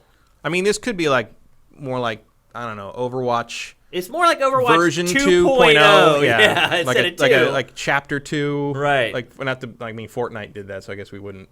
They might. I mean, it could become the nomenclature that all other games as a service like the game as a service moving forward becomes the next chapters. Yeah, that's possible. But I think that's what we're looking at here. Yeah, more me than too, man. A standalone product. Yeah, I think it's going to be filled with all the same characters that we're used to playing as. You have all these people that already play Overwatch and are already plugged into Overwatch League and all that. Like, you don't want to have to sell them a whole new game all over again with a new install and a new everything. Just send it through the client. Send it through. Now you're in this environment. Hey, give us money. Yeah. Like, it's been working for 3 years. Why not work? Yeah, I mean, it also makes just the amount of time that it's been since it launched, like you said, just a couple years, and all the continual updates that Blizzard has been doing to the. Where does it have time to develop a full sequel? Yeah, I mean, we're coming up on 4 years? Has it been? I thought it was like April 2016. Yeah, that's right. Yeah. Yeah, I guess we're about to hit our 4-year anniversary that's true. for it. Yeah. So it'll graduate from high school and become Overwatch the college years. Yeah, that's true. Do you think that this will invigorate the game? Your girl's a big Overwatch player. Is she excited about it? Sort of. Like, she's like kind of, we'll see about it. I think she's cooling off on the Overwatch League stuff a little bit. She is. I think because it's been 4 years. Well, no, it's more that the meta ruined it this year. There's a whole thing. You can see like they implemented that 2-2-2 thing. Yeah. So the reason that came about was because there was I can't remember what the name of the strategy was. It was basically you had 3 tanks and 3 supports, and basically the way that worked out was it was an unbeatable team. And every team used it, and it was same comp. It was functional. But it was GOATs. That's what. Thank you, GX Gear. It's called GOATs. And she just explained this to me like the other day. And basically, it's effective and it's very intricate how it works, but it's boring to watch. It's like watching really technical, fighting for every yard football kind of thing. Or like, I don't know, it's a good sports metaphor for it, but I mean that sounds like a pretty good one. It's just like you can like it's like how they say like the Super Bowl was boring because it was all defense, right? It was all good defense. Yeah. It's like that sort of. Yeah. It's the equivalent of that. I got it. I got your analogy. And like just nobody cared about watching it, and like but you couldn't switch off of it because it was such a dominant strategy. Right. That the meta basically... It's like, well, I'm not going to lose to entertain you. Right. The meta basically broke the entertainment value of the esport. Yeah. And that's why they implemented 2-2-2, so you couldn't do 3-3 anymore. Oh, I see. But then there's complaints about that. But it's basically like you'd already kind of lost the hype. And so there's the season sort of... I mean, the Overwatch finals are this week, or next week. This weekend. Has you heard about that? I mean, I was aware of it, but... Well, aware of it, but it's like there's no hype right now. No. Basically it's they had a lot of trouble with that this year. And so it wouldn't shock me if Blizzard's solution to this is basically clearing the deck and going episode 2, chapter 2, like, really, and wiping the slate clean. Yeah, like we'll start over. We'll do a whole new Overwatch League sort of thing. Like we'll try to revamp it and stuff. I don't know how much money they're willing to pour into that. I mean, certainly they're probably going to pull back on like the international aspect they've done. Because they were having the teams play in the actual cities this time. Because for the first couple of years they just did they were all based in Burbank. But they were all from different places. Yeah, they just went to Blizzard Studio. But then they changed it so like you're actually playing in each city, but that's a more expensive proposition, so I wouldn't surprise me to see them scale that back. Yeah. But I do think it's wise to try to keep people in the environment rather than trying to get them to buy another $50, $60 game. I mean... That's basically the same thing. I mean, this does look like it's going to have more... solo elements. Yeah, I mean, the PvE stuff that they've done as special events have been well received. Like, it's mostly like flashbacks to the robot uprising that like forms the backstory of the game. Rio de Janeiro, I believe, is where that happens. So this might be, basically telling the story of the old Overwatch team's role in that. It's crazy because if you remember when Overwatch was first announced, that debut trailer was like, it's kind of like what we're seeing now. It was one of Blizzard's crazy cinematics. And you could see it had so much lore behind it and so much canon, But the game itself, like, never really addressed any of that. Mostly it was just from trailers that it released, not in-game. Like, I mean, some of the PvE events and some of the characters' lines that they say, like, give little tidbits of that. But it's I mean, it was basically a giant scavenger hunt. Yeah. But I mean, the fan base loved it. Like, it wasn't. That's not an interesting way to do it to me. Like, I'd rather play a campaign or a story-driven thing that something tells a little me more story. overt. Yeah. But like Overwatch, that's what we're after. But I mean, that was a thing that just kept the community going and guessing and researching and paying close attention. And it was really effective for a while. And now, I guess they're finally deciding to give them what they want in a bigger chunk. What are you predicting for Friday? I think we'll see this, and I think you think full price sequel in no, retail? I think it'll be like a $30-$40 upgrade overhaul thing. We'll see that. I think we'll see Diablo 4. I think we'll see that Diablo 2 remaster. I hope we do, because that's the only thing that I care about at this point, because I like Diablo 2 more than those other two games. And maybe we'll see that stupid Diablo mobile game again. Diablo Immortal. Yeah, and maybe we'll definitely see it again. I'll tell you the main thing we're going to see is a protest outside the Anaheim Convention Center to free Hong Kong. Yep. So anyway, BlizzCon starts Friday and is going down all weekend. We will have as always with every event, we will have everything curated on Sifted as soon as it breaks. With most of this stuff, it'll be pinned to the top of everyone's Sift, so you won't be able to miss it. But again, it kicks off Friday and then runs all weekend. Mm-hmm. It's usually done by end of day Saturday, though. Yeah, like the big announcement. Sunday is just like the hang day and play games day. So Friday and Saturday is when the big news will break. You'll have your Hearthstone add-on. New cards. You'll have your... probably nothing StarCraft, I don't think. There's been no leaks about that. Kind of do. A little bit, but... You think we'll get a new WoW expansion? Or are they... They'll definitely talk about WoW. Are they just going to ride the classic thing? Or they give an expansion to the classic? That's what I was... honestly, that's what I was thinking. Like, they may expand vanilla WoW. In a totally different direction, or like Burning Crusade? Like the same direction, I think. Yeah. Because people just want more of what is there already. Yeah. It's so weird. And then eventually they'll have to do WoW Classic. Right. Because WoW Classic will evolve into something else. Far, and then like... It's hilarious. Yeah, they're going beyond like Coca-Cola with this one. Yes, like, they can't go classic. WoW Coke. Zero. They never did name anything like new WoW or anything like Coke did. Well, WoW Classic or WoW. What was the latest one? I can't remember the name of the latest expansion. I don't know. Anyway, I don't care anymore. I don't either. I haven't played that game since Cataclysm. Oh wow, that was the second big expansion. No, it was like the third or fourth. Third? It was fourth, I think, because it was. Yeah, it was third. Third? It was Burning Crusade, Wrath of the Lich King. Oh, right. How did I forget Wrath of the Lich King? And then, I think it was it Cataclysm, and then the Panda one? Miss or was that the Panda one? And then Miss a Pandaria, and then you'll lose me after that. Lost us both. Sorry, that's it. Again, on Friday, Saturday, you'll see all the stuff from BlizzCon up on sifted.net. Let's move on to our last topic from episode 188. You guys knew it was coming. Big release from last Friday, Call of Duty Modern Warfare. We've talked about the parts of this game several times. So I played the beta, and I talked about the multiplayer. So we've kind of gone over all that stuff a lot. I will talk briefly about the multiplayer after Matt and I discuss the campaign, just to kind of let you know if any tweaks have been made since I talked about it last. I did play a little bit of the multiplayer. Did you? Yeah. Wow. To see. I wish I could have caught you in there in a game. Well, I was on Xbox. I don't know if yeah. No, it's cross-platform, though. Oh, that's right. Yeah. That's right. You can see when you're in the queue, you can see everyone's little icon. I don't think I would have been matched with you skill-wise. Maybe not. It didn't go tremendously well. Yeah.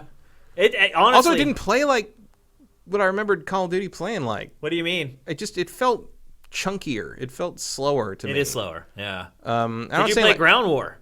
I did. I played some Ground War, and we're going to talk about that. I played some quick play. Okay. I did not play the co-op stuff. I did not play the Spec Ops thing. Also, like the Spec Ops, like, you have to download them in like chunks. So this is someone reached out to me about this on Twitter. Sent me a DM.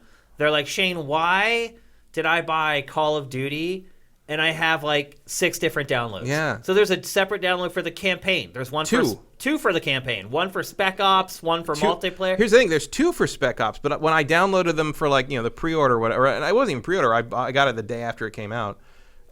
It was 2. It was the main download. It was 2 modules for the campaign, and it was 1 module for multiplayer and 1 module for Spec Ops. And then when I went to try Spec Ops just to see what was in Spec Ops, it said you don't have all of the stuff. And I had to download a second Spec Ops pack that was not there when I went before. I'm like, did that thing come in that hot, or did something just get glitched? I don't know. Yeah. Very weird. Because like the initial install, like the main install, still like 40-some gigs. It's not like they're breaking it up so you have like more. Well, Black Ops 4 is already freedom. like 108 gigs at this point. Like all the Call of Duties end up becoming huge files when it's all said and done. So anyway, you're right. Like it's interesting that is also on Xbox. Yes, it's also on Xbox. Because my experience was on PS4 Pro. So yes, you have to if you buy the digital version of this game, you have to download it in all these little like chunks. 6 chunks. Why basically. do you think that is? I have no idea. Do you think it's because there's different progression systems and stuff for each one? Maybe. I mean, it feels like it would be like,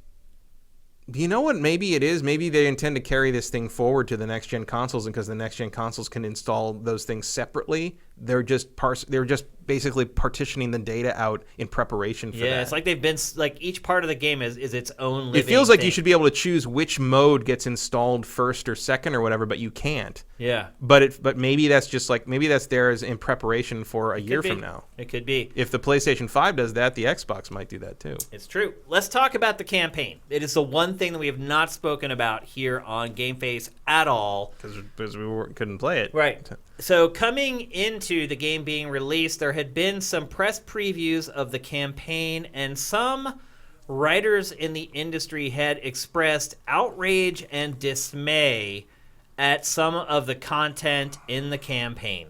Matt, you are pretty close to the end of the campaign. Yeah. I have like 3 missions left. Okay, I've finished it. I've played it to the end. Now that you've played the game, how do you feel about some of those reports that were coming out? I don't really know what they're talking about. I don't It didn't feel any more violent or terrible than anything else I've seen in Call of Duty campaigns. I'll say this right out of the gate. To me, No Russian was way worse than anything in this game. Well, and I know you said it didn't bother you. No Russian did bother me, and there was nothing in this game that bothered me like No Russian. No, nothing in this game. I mean, the only thing that maybe like made me go, oh, was like there's a gas attack at one point, and you see some dogs like basically dying on the ground from the gas, and like that's sad. But like that's just because I like animals better than people. I don't think you're alone on that one, buddy. I was more sad that the dogs and the chickens were dying from the gas. Well, there's also a shot that you haven't. Because they didn't got to do yet. anything. I think you're right. I think ultimately the outrage over this isn't going to be about the stuff that some of those writers were complaining about. It's the dogs. So there's another scene a little bit after where you are right now where I do think that people are going to freak out about it, and it's related to a dog and not a human being. The thing that the real thing, and they didn't get in. I don't think this is what the complaints or the comments were about with the press earlier. A lot of what happens in this game is real, based on real events. They just took stuff that happened in the headlines. But like that's the thing that I think is weird is like so much of this stuff is like based on real things that mostly happen in Iraq, but a lot of it or Pakistan, somewhat, but most of it's Iraq, and like it's actually tied in with our allyship with the Kurds to some degree from back then.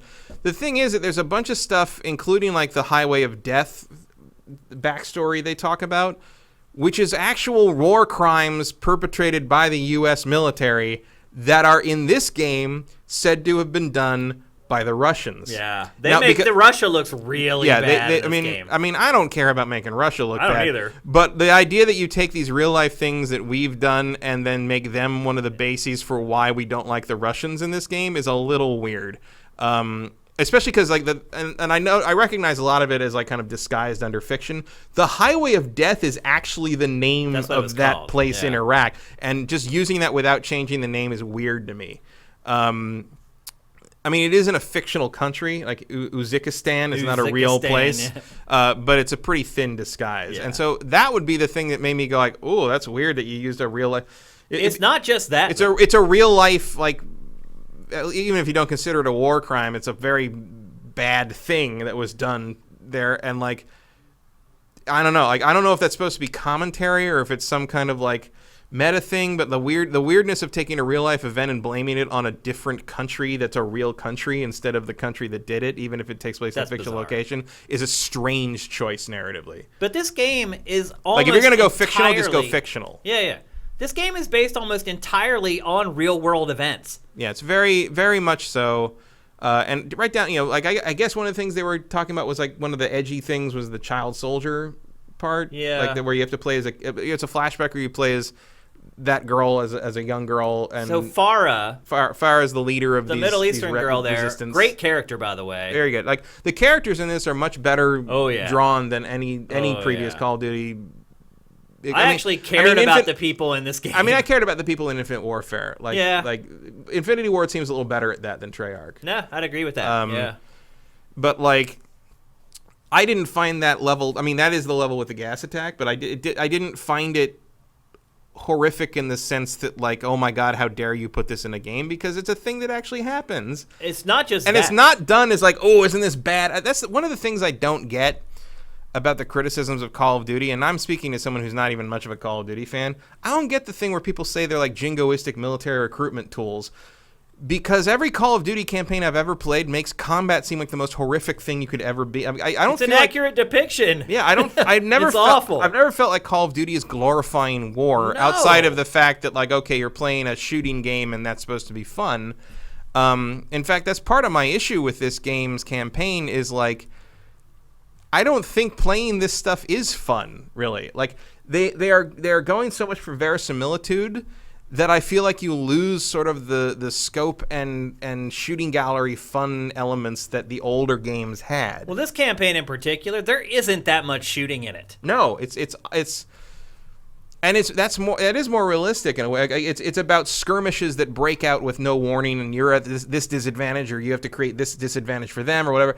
And like there's moments. I mean, I will say this: it's gorgeous. Oh my god! Like, visually and audio and sound wise, it's the best the series has ever been. It's the best looking console shooter I've ever played. It's astoundingly good looking. It's unreal. Like, there were times where I literally had to blink my eyes to be like, that looks like FMV. Yeah, and sometimes, like when you put the night vision goggles on, like, it could be a photo. Oh, absolutely. Like, it's crazy. Especially because one of the things that really sells it now is that characters' clothing blows and moves independent of their body, which is such a good visual sell.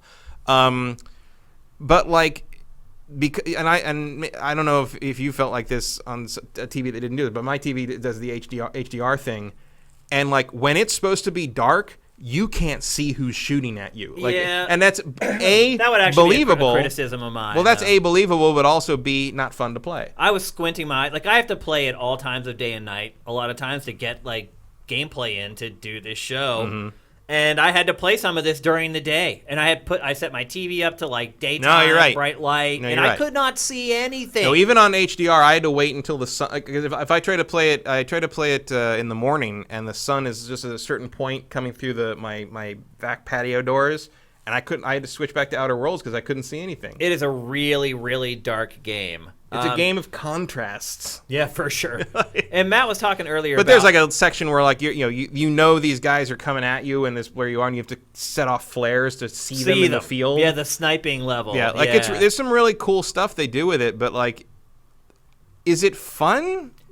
So let's go back to some of the cultural stuff first. So, because this was a big story. Like, there were people who wrote diatribes about how this should be an AO game, and how can you show... Yeah, I don't understand. That was all a bunch of phooey. Unless they drastically toned it down between then and now. I don't think so. I don't see... The violence in this doesn't seem any more graphic than any other Call of Duty to me. It's reality. So there's one level, it's Benghazi.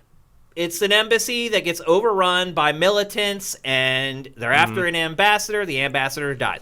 There is the raid on Osama bin Laden to kill bin Laden. Now, you don't kill bin Laden. You kill somebody else when you get to the top floor. But it is exactly like them killing Osama bin Laden based upon the media that they've released of that so far. You land in the heli, you barge into the complex. There's a lot of Zero Dark 25. Yeah. Kind of thing. I mean, there's like 6, and I don't want to spoil everything, but there are literally like 6 or 7 instances of segments of this game that were literally pulled directly from the headlines. And to me, it's like, I don't know, I felt like after I read some of those articles, I kept waiting for the shoe to drop. I'm like, okay, that scene wasn't it. Like, where is the moment that's so appalling and offensive and irresponsible on the part of Activision? I mean, I guess because the game starts with a mass shooting in Piccadilly Square in London. Well, it's a suicide bombing, but then like a bunch of guys come out and just start mowing down civilians. And like, I mean, you are shooting at these guys. You can shoot the civilians by accident if you're not careful. You fail though. You do fail. And then like, so that can happen, I guess. Look at this destruction. Yeah, the destruction's great. Look at this. I shot a hole through the door so I could kill somebody. Yep. And then that's freaking cool, and they can man. do it to you too. Yeah. And then there's like early on there's where you go through the building and like you're shooting people that are terrorists, but they're dressed like normal people, so it kind of feels like you're shooting civilians. Yeah. But if you don't shoot, they grab a machine gun and try to kill you. So it's not like. Yeah. Honestly, I don't even know if you've probably got there already, but I think the part that offended me that bothered me the most was the parts where you're basically walking among ISIS. Yeah. Where did you do the part? Yeah, where you have to pick up the cinder blocks and everything, and you're basically in ISIS. Where you have to pretend to get through the town. Yeah. And like to see that's very early on. It is early, yeah. To see ISIS doing what it does, like in real time, like that was disturbing because. Like around every corner, there was somebody being executed, or a mom being torn from her kids, or people being strung up and hung from like a forklift. Like you could it's seeing like modern technology that ISIS has access to with prehistoric. There it is. Wow, you pulled it right up, Jared. Great job. It's seeing modern technology juxtaposed with these cavemen-like activities. That was the most upsetting to me, and what affected me the most. Like the other stuff that was based on things that have really happened in the real world, it's like I've been desensitized to them because they happen. It's like we never really got peeks behind like what ISIS was like to be around them on a day-to-day basis, and I feel like this game did a pretty compelling job of kind of imparting that on the player.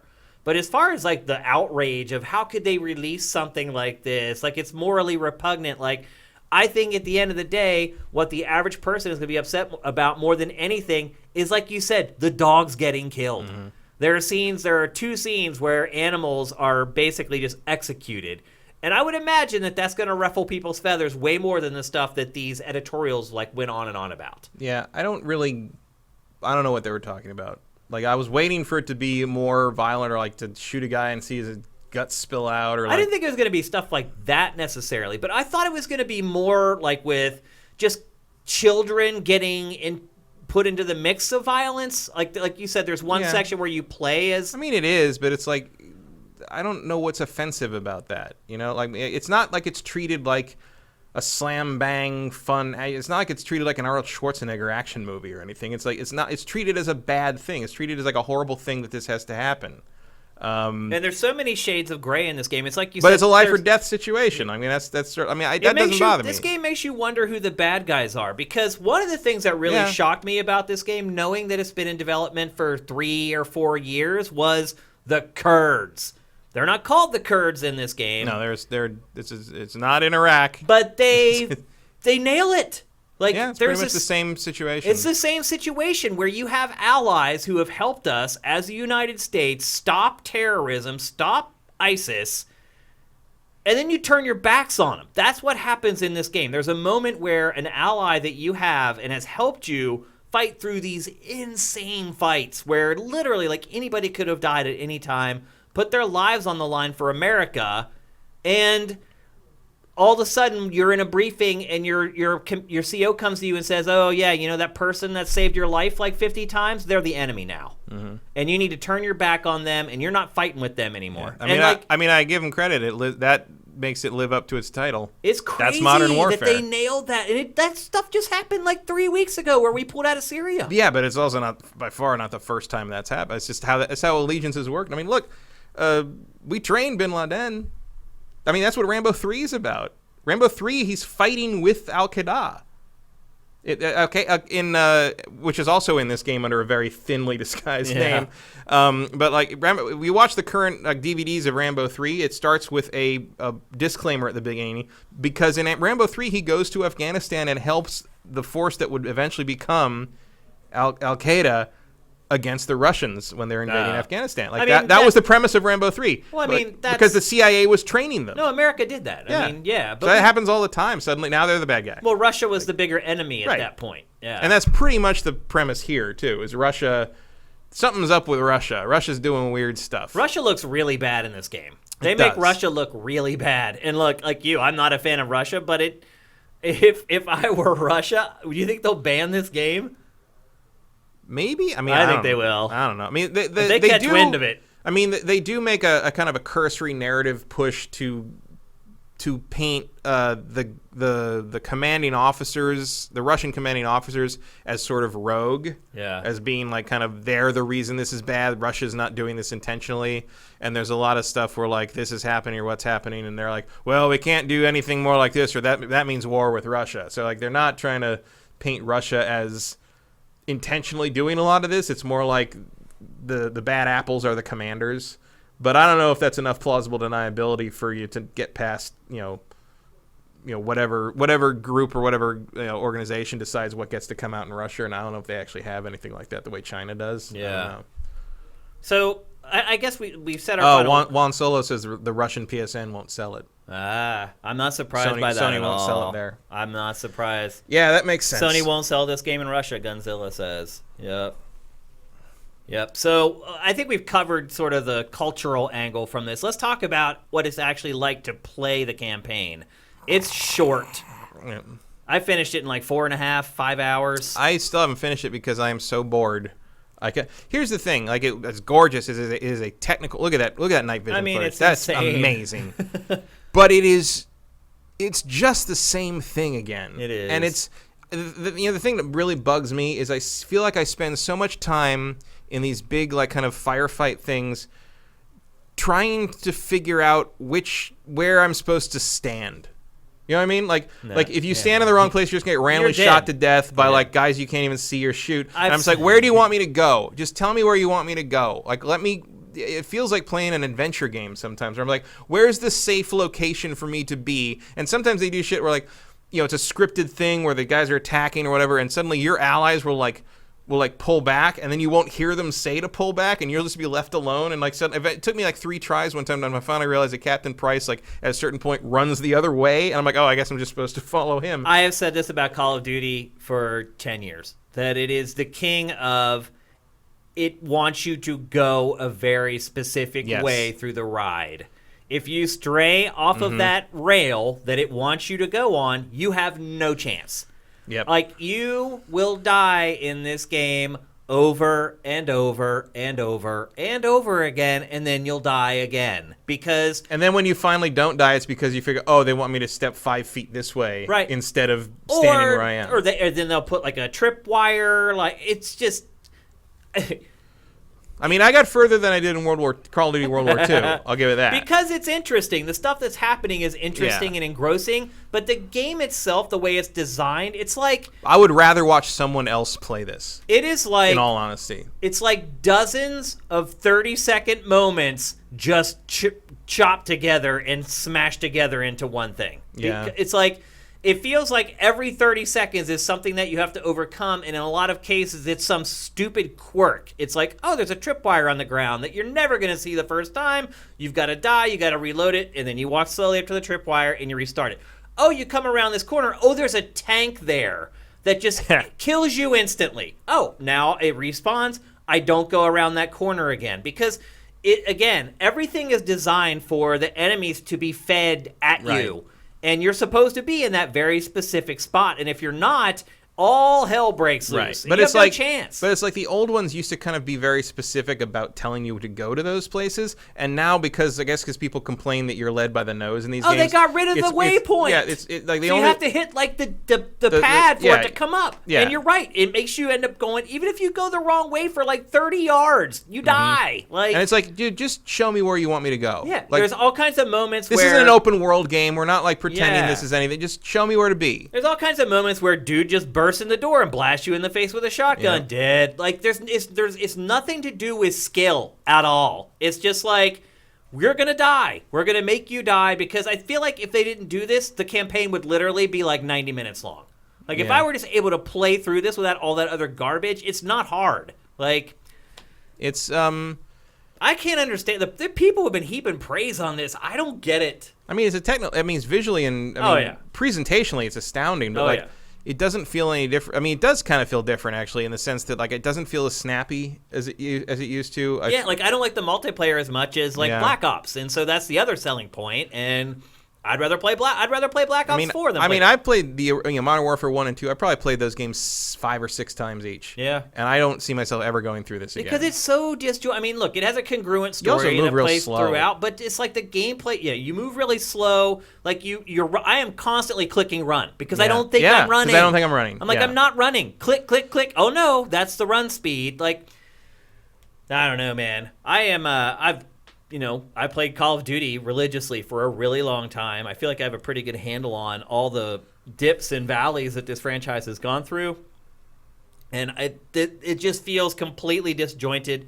And it feels old, in all honesty. It does. I mean, and there's a reason why these campaigns have gone away, because they don't really make sense anymore. The way that they're set up, there really aren't games like this anymore that are all completely linear, completely structured. There are choke points, just as a point to show you how I was saying it feels like 30-second experiences just all chopped and put together. There are checkpoints literally every 30 seconds. Yeah. You walk 20 feet and you get another checkpoint. And that's because in the prior room, there's an insta-death where somebody just popped out of a cubby hole or jumped up from the floorboards and shot you in the face and killed you. And they know that if they had like 10 of those strung together where you were basically just memorizing, like where people would go nuts, so they just put the checkpoint in there. Like, you would never. I can see through all this crap. You certainly would never see a Mile High Club in this game. No, there's no, other than that one mission you talked about where you're using the sniper rifles and they're rolling across the field, and you have to go back and physically fire off the flare to light up the enemy so you can see them to snipe them.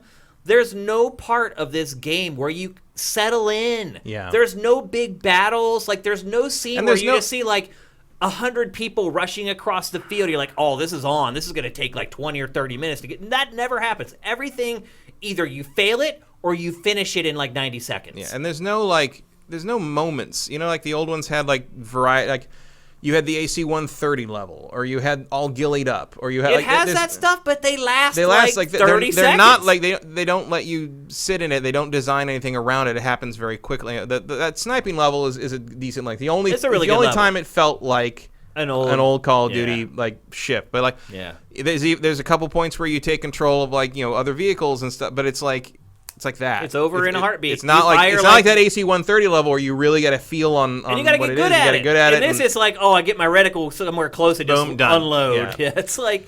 Or you get like the little thing where you can call in airstrikes or something, but it lasts for like 3 minutes, and then they go away. And it's just They did it. The old games do a better job of balancing the variety and kind of keeping you. Oh, this is different. Like you're not just running and gunning all over the place.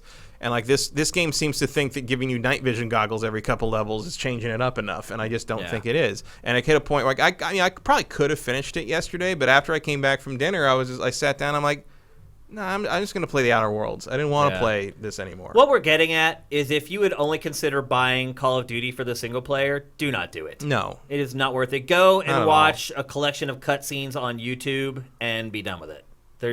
Do not buy this. Spend $60 on this just to play single player. It's not worth it. Like I said, we've talked about multiplayer a lot on the show. I guess one thing I would say is nothing's really changed. All the criticisms I had of multiplayer are the same. And some of the maps, when I talked earlier about a lot of the maps having choke points, some of the maps that were in the final game are even worse. Like there is literally one map where it's just a city block, but in a diamond shape. And you have 3 ways to go. You can go center, you can go right, and you can go left. And if you're on a bad team, you literally just spawn and die because they'll just set up snipers and they'll just sit there and just camp the spawn points and just shoot you. And there's nowhere to go. I I don't like the multiplayer in this either, I'll be honest with you. Although I will say I was more than pleasantly surprised by Ground War. Holy crap, how did they build a multiplayer mode as good as Battlefield in one generation? How'd they do that? I don't know. It has everything. It has choppers. It has tanks. It has APCs. It has ATVs. It's Battlefield with Call of Duty. I was blown away by how good it was. And so I'll say this.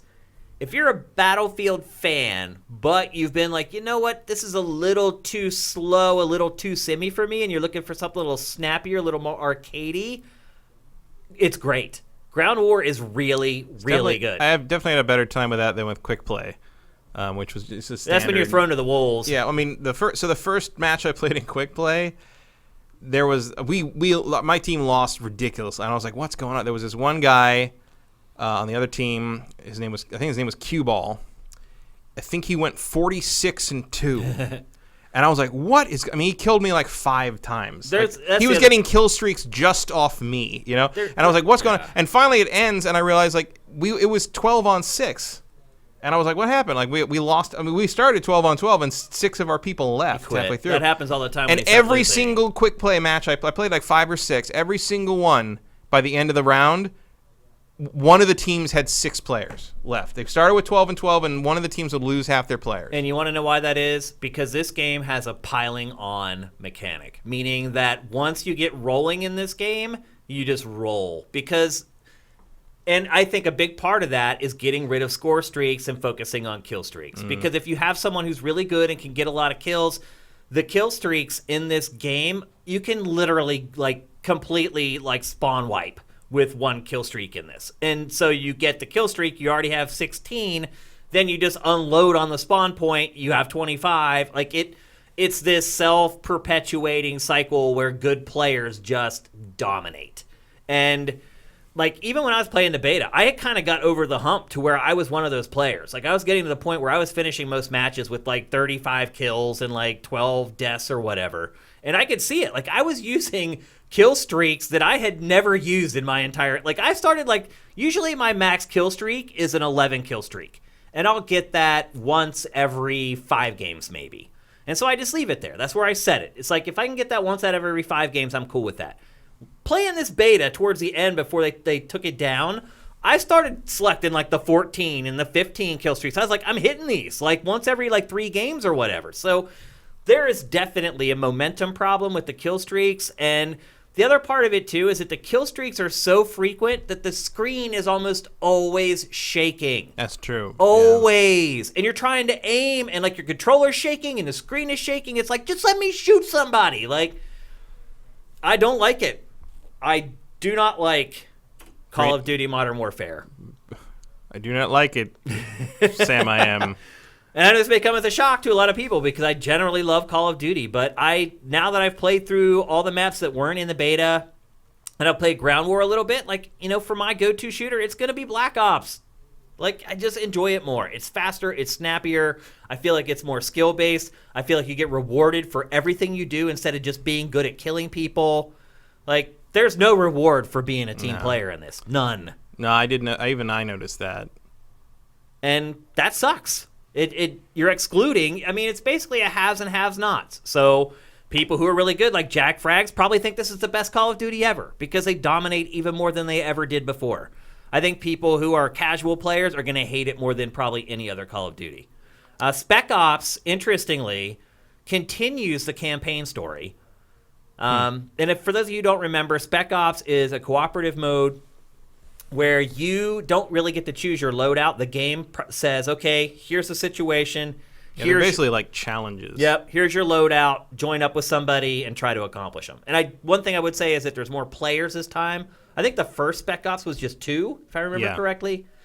I went through all that with Abby on Modern Warfare 2. Yeah, I remember being at the review event with Abby for that game. But so Spec Ops is what it is, pretty much. The extra players do add something. There are 5 or 6 missions right now.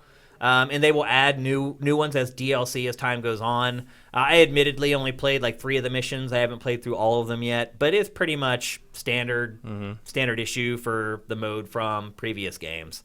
It does look like you unlock some multiplayer stuff by playing those. Yeah, so there's some incentive to play as well. And again, it does extend the story. And I know you haven't made it to the end of the campaign yet, but there are a lot of open-ended questions at the end of the campaign, and then they instantly say, "Go to Spec Ops to learn blah blah blah." So they are taking a little bit of a different approach, which may give it a little bit more legs. But overall, I'm pretty disappointed in Call of Duty Modern Warfare.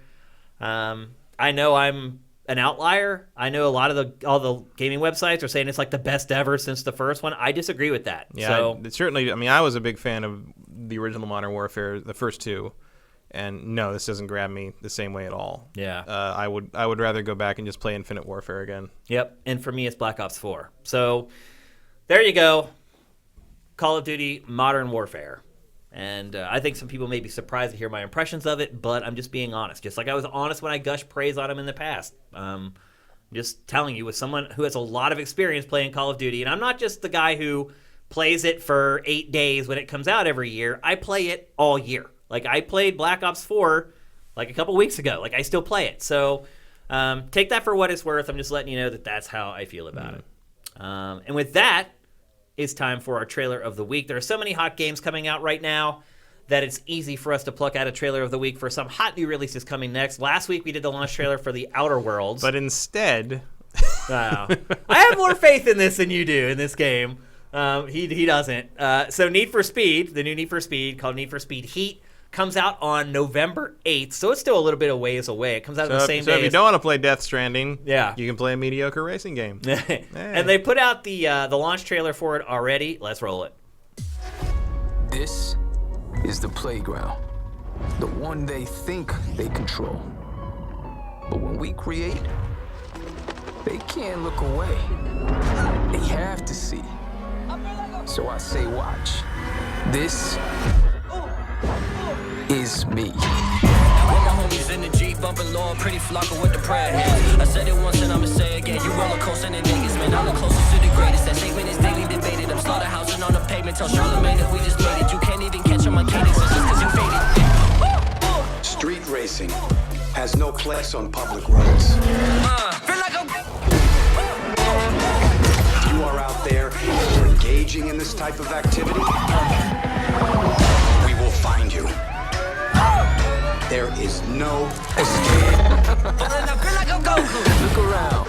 This is our escape. I don't know, man. I think that game has a chance to be decent. I know the bar is so low. Don't fall over yourself praising it. Decent, maybe. There you go. Well, slap that one on the box. The bar is pretty low at this point for this franchise. I like some of the Need for Speeds. I like car stuff. I like all that kind of thing. I like some of the older Need for Speeds a lot. I just get very irritated with the fact that of all EA's properties, no matter how badly Need for Speed bombs, it always gets another chance. Yeah. I'm just tired of the Teflon franchise at this point. I hear you. I'm going to give this one a chance, though. We'll see. All right, let's get to some questions in the chat. What's up, Johnny Hurricane? Thank you for subscribing via Twitch Prime. You rock, 13 months straight. That's awesome. J Reed Vic 7, thank you, 10 months straight. Okay, that's it for the end of the show. Let's get to the questions. ETH Demon wants to ask another Final Fantasy 14 question. You want to answer it? Maybe. What is it? Okay, it's only tangentially related. ETH Demon with Final Fantasy 14 patch 5.1 brought the near cross Final Fantasy 14 crossover raid, and it fits perfectly. What 2 game properties do you think should do crossovers, and why? That's a tough one. Yeah. What would be good? A lot of them have been done. I said Devil May Cry and Bayonetta a while ago. That would be a crossover I'd be interested in. What about a Nintendo game that crossed over all of them? Not like Smash Brothers, like an action adventure or whatever, that just used all of Nintendo's characters in one game. They kind of did that in Subspace Emissary. A little bit, yeah. I don't know. I don't know. Everything I keep thinking of is just a fighting game permutation. It's not a useful. Well, that's the easiest genre to mash stuff up with. Right. Is a fight. You can always just throw everybody into a fighting game and let them fight. Yeah, two characters can punch each other, and you don't really have a lot of. When you start thinking narratively, though, it gets a lot more difficult. Yeah. Like I would enjoy Halo and Destiny. Yeah, Halo and Destiny. They already fit. Imagine if Bungie did like some event where you realize it's the same universe. I mean, Bungie loves doing that. I know. All their games took place in the same universe until this one. Yeah. Halo and Metroid. That's not bad either. Yeah. In fact, I think Metroid Prime 4 just hired the guy who designed the Spartans as an art guy. Really? When are we going to see that game? Somewhere alongside Elder Scrolls 6, maybe. That's right. I'm really starting to wonder. Good Switch 2 launch title.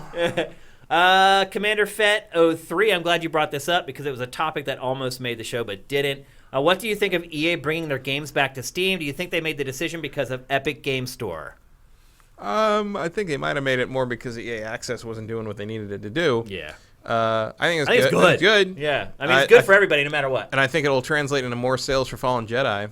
Yep. Or Fallen Order. It's the first game that'll come to Steam. Yeah. And they probably picked the right one. Yeah, I think it's a good time to do that. But here's the thing. You still need to use the Origin client. Yeah, it's like the Ubisoft thing where you have to separately log into the thing. But then you can go to Steam and they talk to each other. Yeah. I mean, on Ubisoft, that's still a pain because like none of the DLC works through Steam. You have to go through Ubisoft's thing and plug this code into that part of Ubisoft. It's a pain. I'm not going to talk too much crap about it because we kind of have the same thing with Patreon and Sifted. It's just kind of the way things are now. Yeah. You have to. I'm glad Brent's a good programmer and was able to like link Patreon and Sifted together. Good old compartmentalized interconnectivity. Because you don't want to ostracize people, so you need to make it as easy as possible for them to get from this space over to this other space. So I get why they're doing it, but yeah. I think it's good overall. I mean, having EA's games available on Steam is a good thing. Having them more places is always good. Yeah, and it's good for EA too. Like, it was just fighting a losing battle trying to prop up Origin. Yeah. Yeah. I think it was good for everybody. Justin Horman. PS Now used to let you rent games digitally. Would you rent games more often if it was available digitally at, say, Redbox prices, $3 a day for a game? You mean like the old Blockbuster prices? That's how much we used to pay to rent games at Blockbuster. Some of you guys probably never even went into a Blockbuster, now that I think about it.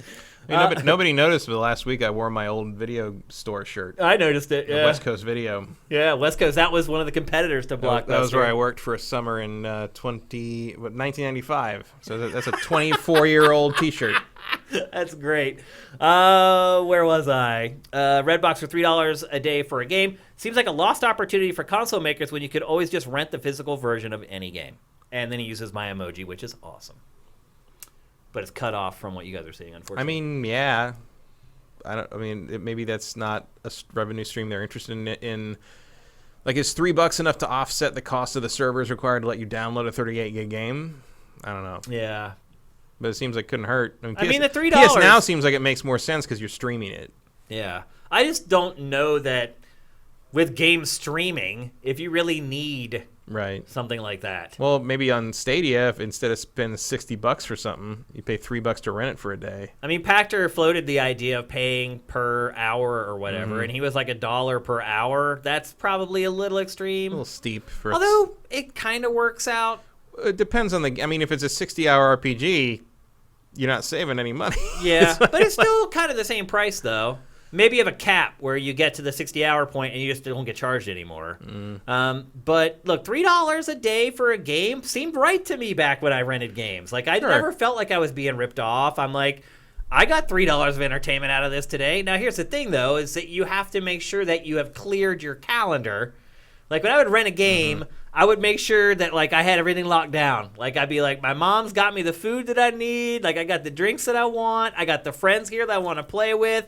Then you go rent the game, and then you get home, and you just maximize that time as much as you can. I mean, yeah. And with GameFly no longer being relevant. Does Redbox not rent games? Yeah, it does. Yeah, I thought it did. But if you do, he's talking about doing it digitally through the actual storefronts of the actual consoles. Yeah. Yeah, maybe. I mean, yeah. I mean, you can. You start to wonder. Amazon does that with movies. Like, yeah. You start to wonder, though, is it going to be worth it for them with the bandwidth? Because you're like, oh, you just downloaded like a 100 gig game. Right. Well, that's the other. It's like also the time it takes to do that is like one of the advantages of like kind of rental streaming is like, well, you get it right away. Like you say, oh, it's an impulse thing. It's like, oh yeah, well, you want to watch this? Yeah, $2.99 to rent it for like, you know, we'll watch it in 2 days and there it is. But it's right there. It's like, okay, I'm gonna rent this game for $3 and I'll come back in an hour and a half when it's done downloading. Like that's not as tempting a purchase, I guess. But yeah, and then you wonder too, like, you know, if you're the consumer for $3 a day with data caps becoming a thing, is it worth it to download like 30 or 40 gigs of a game and then play it for a day? And I mean, when you think about it, Game Pass is basically the same idea, but with a more a system that hooks you into it more strongly, basically. So that I think that's a better system for it. Yeah, I think Game Pass is just the way. Yeah, it's the way to go. Dinky Do 15. What are some of the consequences of breaking an NDA? Good question. No one's ever asked this. Exactly how much money would you be fined, and could you go to jail? Great question. There are no. Like they don't arrest you. You wouldn't go to jail. You don't go to jail unless it was an NDA with the government, right? Like, I mean, I'm assuming you're talking about NDAs for games, for game reviews and game previews. I mean, NDAs are as varied as everything. Like whatever you sign, every NDA is different to some degree, depending on what industry you're in, depending on what you're talking about. You know, like in film, if you do it, you'll probably get blackballed from film. Like, you know, and that's what happens with games. Yeah. Man, I could tell some stories. I can't tell some of them, unfortunately, but I can share generally what happens when you break an NDA. The first thing that happens is you get an email from PR. And the PR person is like, bro, we've been working together for a really long time. I can't imagine that you would ever do this. I never dreamed you would do anything like this. And then you write back, at least I would, because it was always on accident or somebody screwed up. You'd explain what happened. You'd be like, oh, we had the date wrong, or the guy who publishes this stuff to the website took the notes wrong and published it before. That's what usually happened at game trailers. The people who are in charge of actually publishing the stuff after it came out of our edit bays would just publish it. Like, they wouldn't look at the embargo. They'd put it up. Sometimes it would only be up for like 10 minutes, and I'd notice it, and I'd be like, pull it down. And the traffic at GT was so insane that in that first 10 minutes, there would already be like 20,000 people who had watched it or downloaded it. And so there's no getting it back at that point. So we would take it down. I'd wait for the inevitable email. And generally the only thing that would ever happen in those cases was, oh, we're going to have to rethink sending you guys code early. Honestly, the bigger problem was giving games low scores. That was where stuff got really dicey. That's where I had bigger problems. Breaking NDA, they'd be pissed, but it's a symbiotic relationship. So you need them because you need their products to create content, so people watch your content and you generate ad revenue. They need you to market the game and promote the game. So it's not a one-way street where they're doing everything for you. Like, I think a lot of people who don't work in games journalism or work in the industry think that the publishers don't owe the journalists anything. Like, I think a lot of people hate games journalists. For whatever reason, maybe they're jealous or whatever. A lot of people hate them. And so they always side with the publisher, and they think the publisher has all the publisher doesn't have all the power. Again, it's symbiotic. They need us to talk about the games on shows like this or on whatever. We help promote it. And if it's a good game, they make money off of that. So generally what would happen to me is we get a slap on the wrist. They'd say, look, in Nintendo, different story. You break Nintendo NDA, you're out of... You're in trouble. Yeah. You'll be... You're on a list for like 5 years. Yeah, I don't know if I can say what I'm not. Yeah, I'm gonna halt there on Nintendo. But generally, anyone but Nintendo, if you break an embargo, like a lot of times towards the end, like I was at GT, I had been working with these people for like 20 years, and they know I'm not going to intentionally break NDA. It can also happen like internally, like how you deal with it on the other end. I mean, that didn't happen much at G4, but one time I remember that someone who wasn't even related to editorial was leaking something, and they fired him. Yeah. If you do that, so like. They were not related to game stuff. They were not in any sense. It wasn't like a reviewer posted something early or someone was on a podcast like, you know, saying stuff too early. It was just like some rando like was, and like that was it. Like because there was no, and that was like kind of the make good for the company in question. Yeah. It was like, oh, that won't happen again because that person's gone now. But yeah, usually it doesn't amount to anything. It's a slap on the wrist, an email where they're like, well, we're disappointed that this happened, and please don't let it happen again. If you're a small guy, though, like if we broke an embargo on Sifted, we'd probably get cut off. yeah.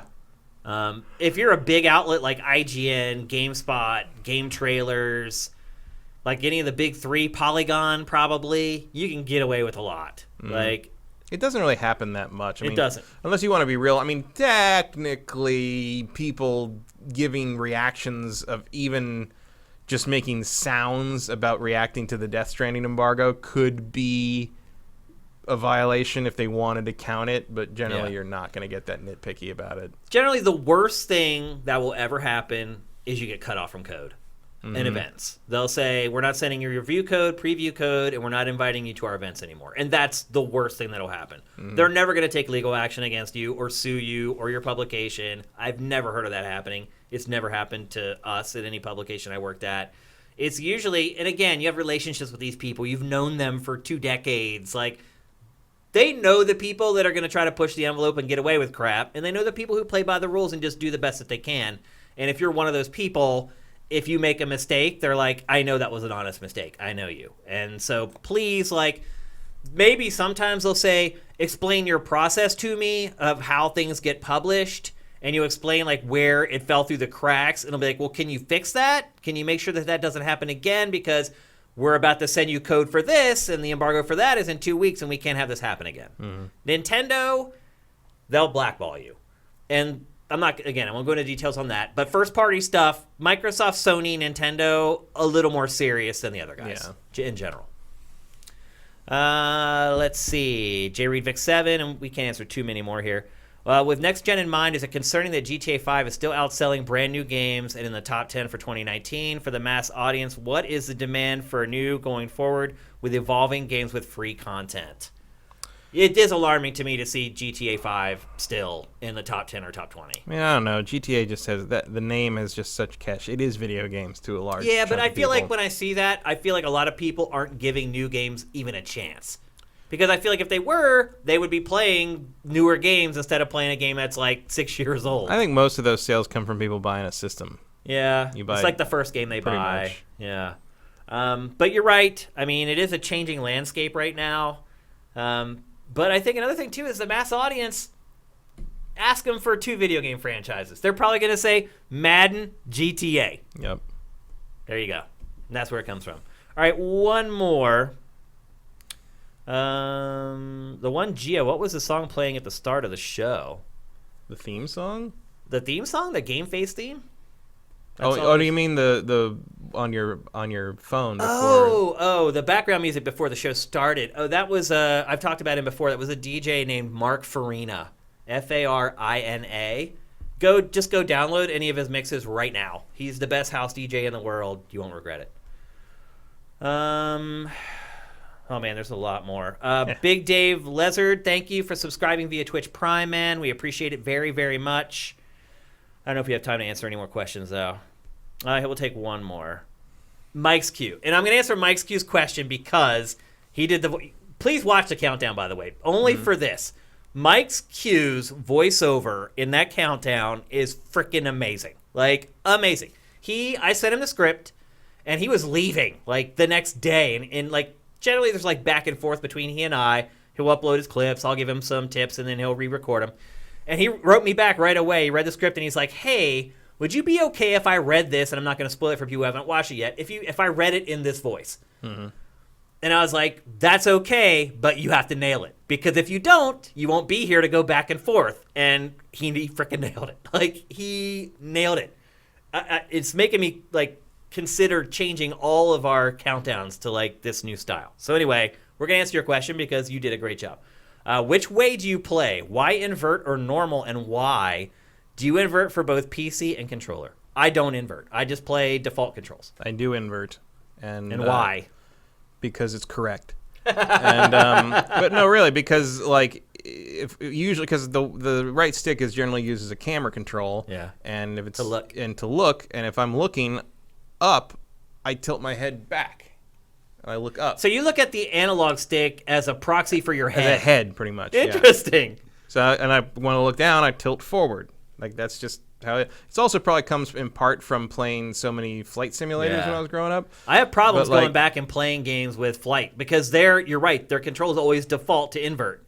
Because that's correct, because that's how For flying, planes work. Yeah, it should be that way. So that's just what I use. I do not invert the mouse, if that's what you mean by PC. I use a controller on the PC. I use a controller every time I can because I don't want to play mouse and keyboard unless I have to. Yeah. I only use it for stuff where you I know can't that's play the heresy, controller. but I do not invert the mouse because the mouse is a pointer, and an analog stick is a steerer. Yeah. So I can play non-inverted if I have to. I played a very. It takes a little while for your brain to kind of flip the switch. I spent a whole day once, like full 9 hours on a job once, playing probably the earliest build of anything I've ever played. I can't believe we were playing it, frankly, for footage capture, and they didn't have invert Y in the game yet. Like you couldn't do it, or if you could, it was some kind of dev thing I didn't know how to do. So I just had to deal with it. And when I went home that night, I went to play the game I was playing, and my thumb was backwards. Like I couldn't, like I was, because my controller at home, my game at home was inverted, and I was doing the wrong thing, and it took me like half an hour to retrain myself back. And then like my girlfriend was like, "Why don't you just like learn to play like a normal person?"